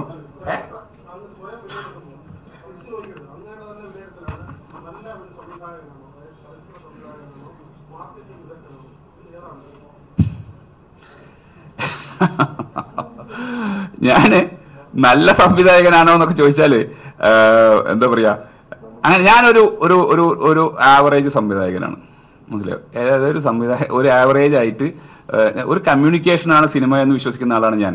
കമ്മ്യൂണിക്കേഷനിൽ കൂടെ ഇപ്പോൾ അഡ്വർടൈസിംഗിൽ നമ്മളൊരു കഥയെ പറയുന്നത്, ആ കഥയിൽ നിന്നും അവർ അതിനെ കഥ അവരുടെ ഉള്ളിലേക്ക് ഇറങ്ങുമ്പോൾ അതൊരു പർച്ചേസിലേക്കോ ഒരു സാധനങ്ങളിലേക്കോ കൺവേർട്ട് ചെയ്യുന്നു. അങ്ങനെയാണല്ലോ ഒരു അഡ്വർടൈസിങ് കമ്മ്യൂണിക്കേഷൻ. അതേപോലെ തന്നെയാണ് സിനിമ. നമ്മൾ സിനിമയും കമ്മ്യൂണിക്കേഷനാണ്. നമ്മളൊരു കഥ പറയുകയാണ്. ആ കഥ കുറേ പേർക്ക് ഇഷ്ടമാവുമ്പോൾ അവർ ഉള്ളിലേക്ക് ഇറങ്ങി ചെല്ലുമ്പോൾ അവർ ടിക്കറ്റ് എടുത്തിട്ട് അല്ലെങ്കിൽ അതിനെപ്പറ്റി അറിയുമ്പോൾ ടിക്കറ്റ് എടുത്ത് കഥ കേൾക്കുന്നു. അത് മറ്റുള്ളവരോട് കാണാൻ പറയുന്നു, വേർഡ് ഓഫ് ദി മൗത്തിൽ കൂടെ. അങ്ങനെ കൂടുതൽ ആളുകൾ കാണുന്നു. ഇത് സിമ്പിൾ പറഞ്ഞാൽ നമ്മൾ കുട്ടികളെ മാറത്ത് കിടത്തി രാത്രി കഥ പറഞ്ഞുറക്കില്ലേ? എന്തിനാ കഥ പറഞ്ഞുറക്കണ്? കഥ തീരുന്നതിന് മുമ്പ് കുട്ടി ഉറങ്ങിയിരിക്കും. അതാണ് കമ്മ്യൂണിക്കേഷൻ. അവിടെ ആ കമ്മ്യൂണിക്കേഷൻ ലക്ഷ്യം നല്ല കഥ പറഞ്ഞ് അവന് നല്ല ഒരു സ്വപ്നങ്ങൾ കാണിച്ചു കൊടുത്ത് നല്ല അവൻ ഇഷ്ടപ്പെടുന്ന അവന് പുഞ്ചിരിയോടുകൂടി അവൻ ഉറങ്ങാനാണ് അച്ഛൻ കഥ പറയുന്നവന് മനസ്സിൽ കയറ്റിയിട്ട്. അവൻ കഥ പറഞ്ഞ ശേഷവും ഉറങ്ങിയിട്ടില്ല, അച്ഛാ ഇനി ഒരു കഥ കൂടെ വേണം പറഞ്ഞാൽ നമ്മുടെ കമ്മ്യൂണിക്കേഷൻ അവിടെ പരാജയപ്പെട്ടു. വീണ്ടും ഒരു കഥ പറയണം. എന്തിനാ? അവനെ ഉറക്കാൻ. അപ്പോ എല്ലാ കമ്മ്യൂണിക്കേഷനും ആത്യന്തികമായിട്ടൊരു ലക്ഷ്യമുണ്ട്. ആ ലക്ഷ്യം ആണ് ഇവിടെ ചെയ്യുന്നത്.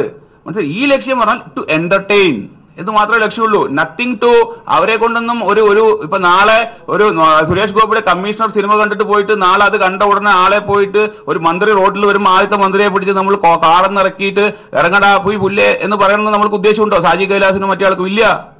മനസ്സിലാ? അപ്പൊ കമ്മ്യൂണിക്കേഷൻ അതിൻ്റെതായ ലക്ഷ്യമുണ്ട്. ഞാൻ വിശ്വസിക്കുന്നു സിനിമയും ഒരു കമ്മ്യൂണിക്കേഷന്റെ വേറൊരു മാധ്യമമാണ്. അതുകൊണ്ട് തന്നെ നിങ്ങൾ നേരത്തെ ചോദിച്ചാൽ ഞാനൊരു വളരെ ആവറേജ് സംവിധായകനും അല്ലെങ്കിൽ ഒരു ട്രെയിൻഡ് ആയിട്ടുള്ള ഒരു മാർക്കറ്റിയറുമാണ്. മനസ്സിലായോ? അതാണ് എനിക്ക് ഇതിൽ പറയാനുള്ളത്.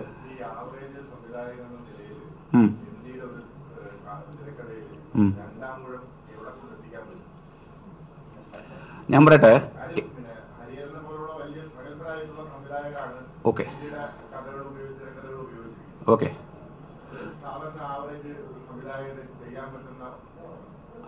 ഞാൻ പറയട്ടെ, ഒരു ആവറേജ് സംവിധായകൻ ആവറേജ് മാർക്ക് വാങ്ങി SSLCക്ക് പഠിച്ച ആളെ നിങ്ങൾ പഠിത്തം നിർത്തിയിട്ട് വെൽഡിങ്ങിന് വിടുമോ? ഇല്ലല്ലോ.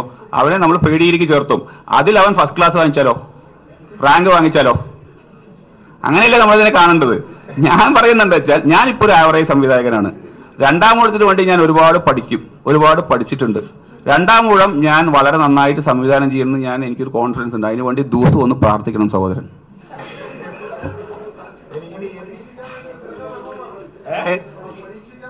അത് ഒരു ഇനി ചോദ്യങ്ങള് അർജന്റ് ചോദ്യങ്ങളുടെ ചോദിക്കാം, അദ്ദേഹം മറുപടി പറയും. എന്തെങ്കിലും ഉണ്ടോ? അപ്പൊ എന്തായാലും നമ്മുടെ ഇൻവിറ്റേഷൻ സ്വീകരിച്ച് ഇവിടെ എത്തിയ ശ്രീകുമാർ മേനോന് ക്ലബിന്റെ എല്ലാവിധ നന്ദിയും രേഖപ്പെടുത്തുകയാണ്. അദ്ദേഹം 400ഓളം പരസ്യ ചിത്രങ്ങൾ 400ലധികം എടുത്തിട്ടുള്ള അനുഭവ സമ്പത്തുള്ള ഒരു ഷോർട്ട് ഫിലിം മേക്കറാണ്.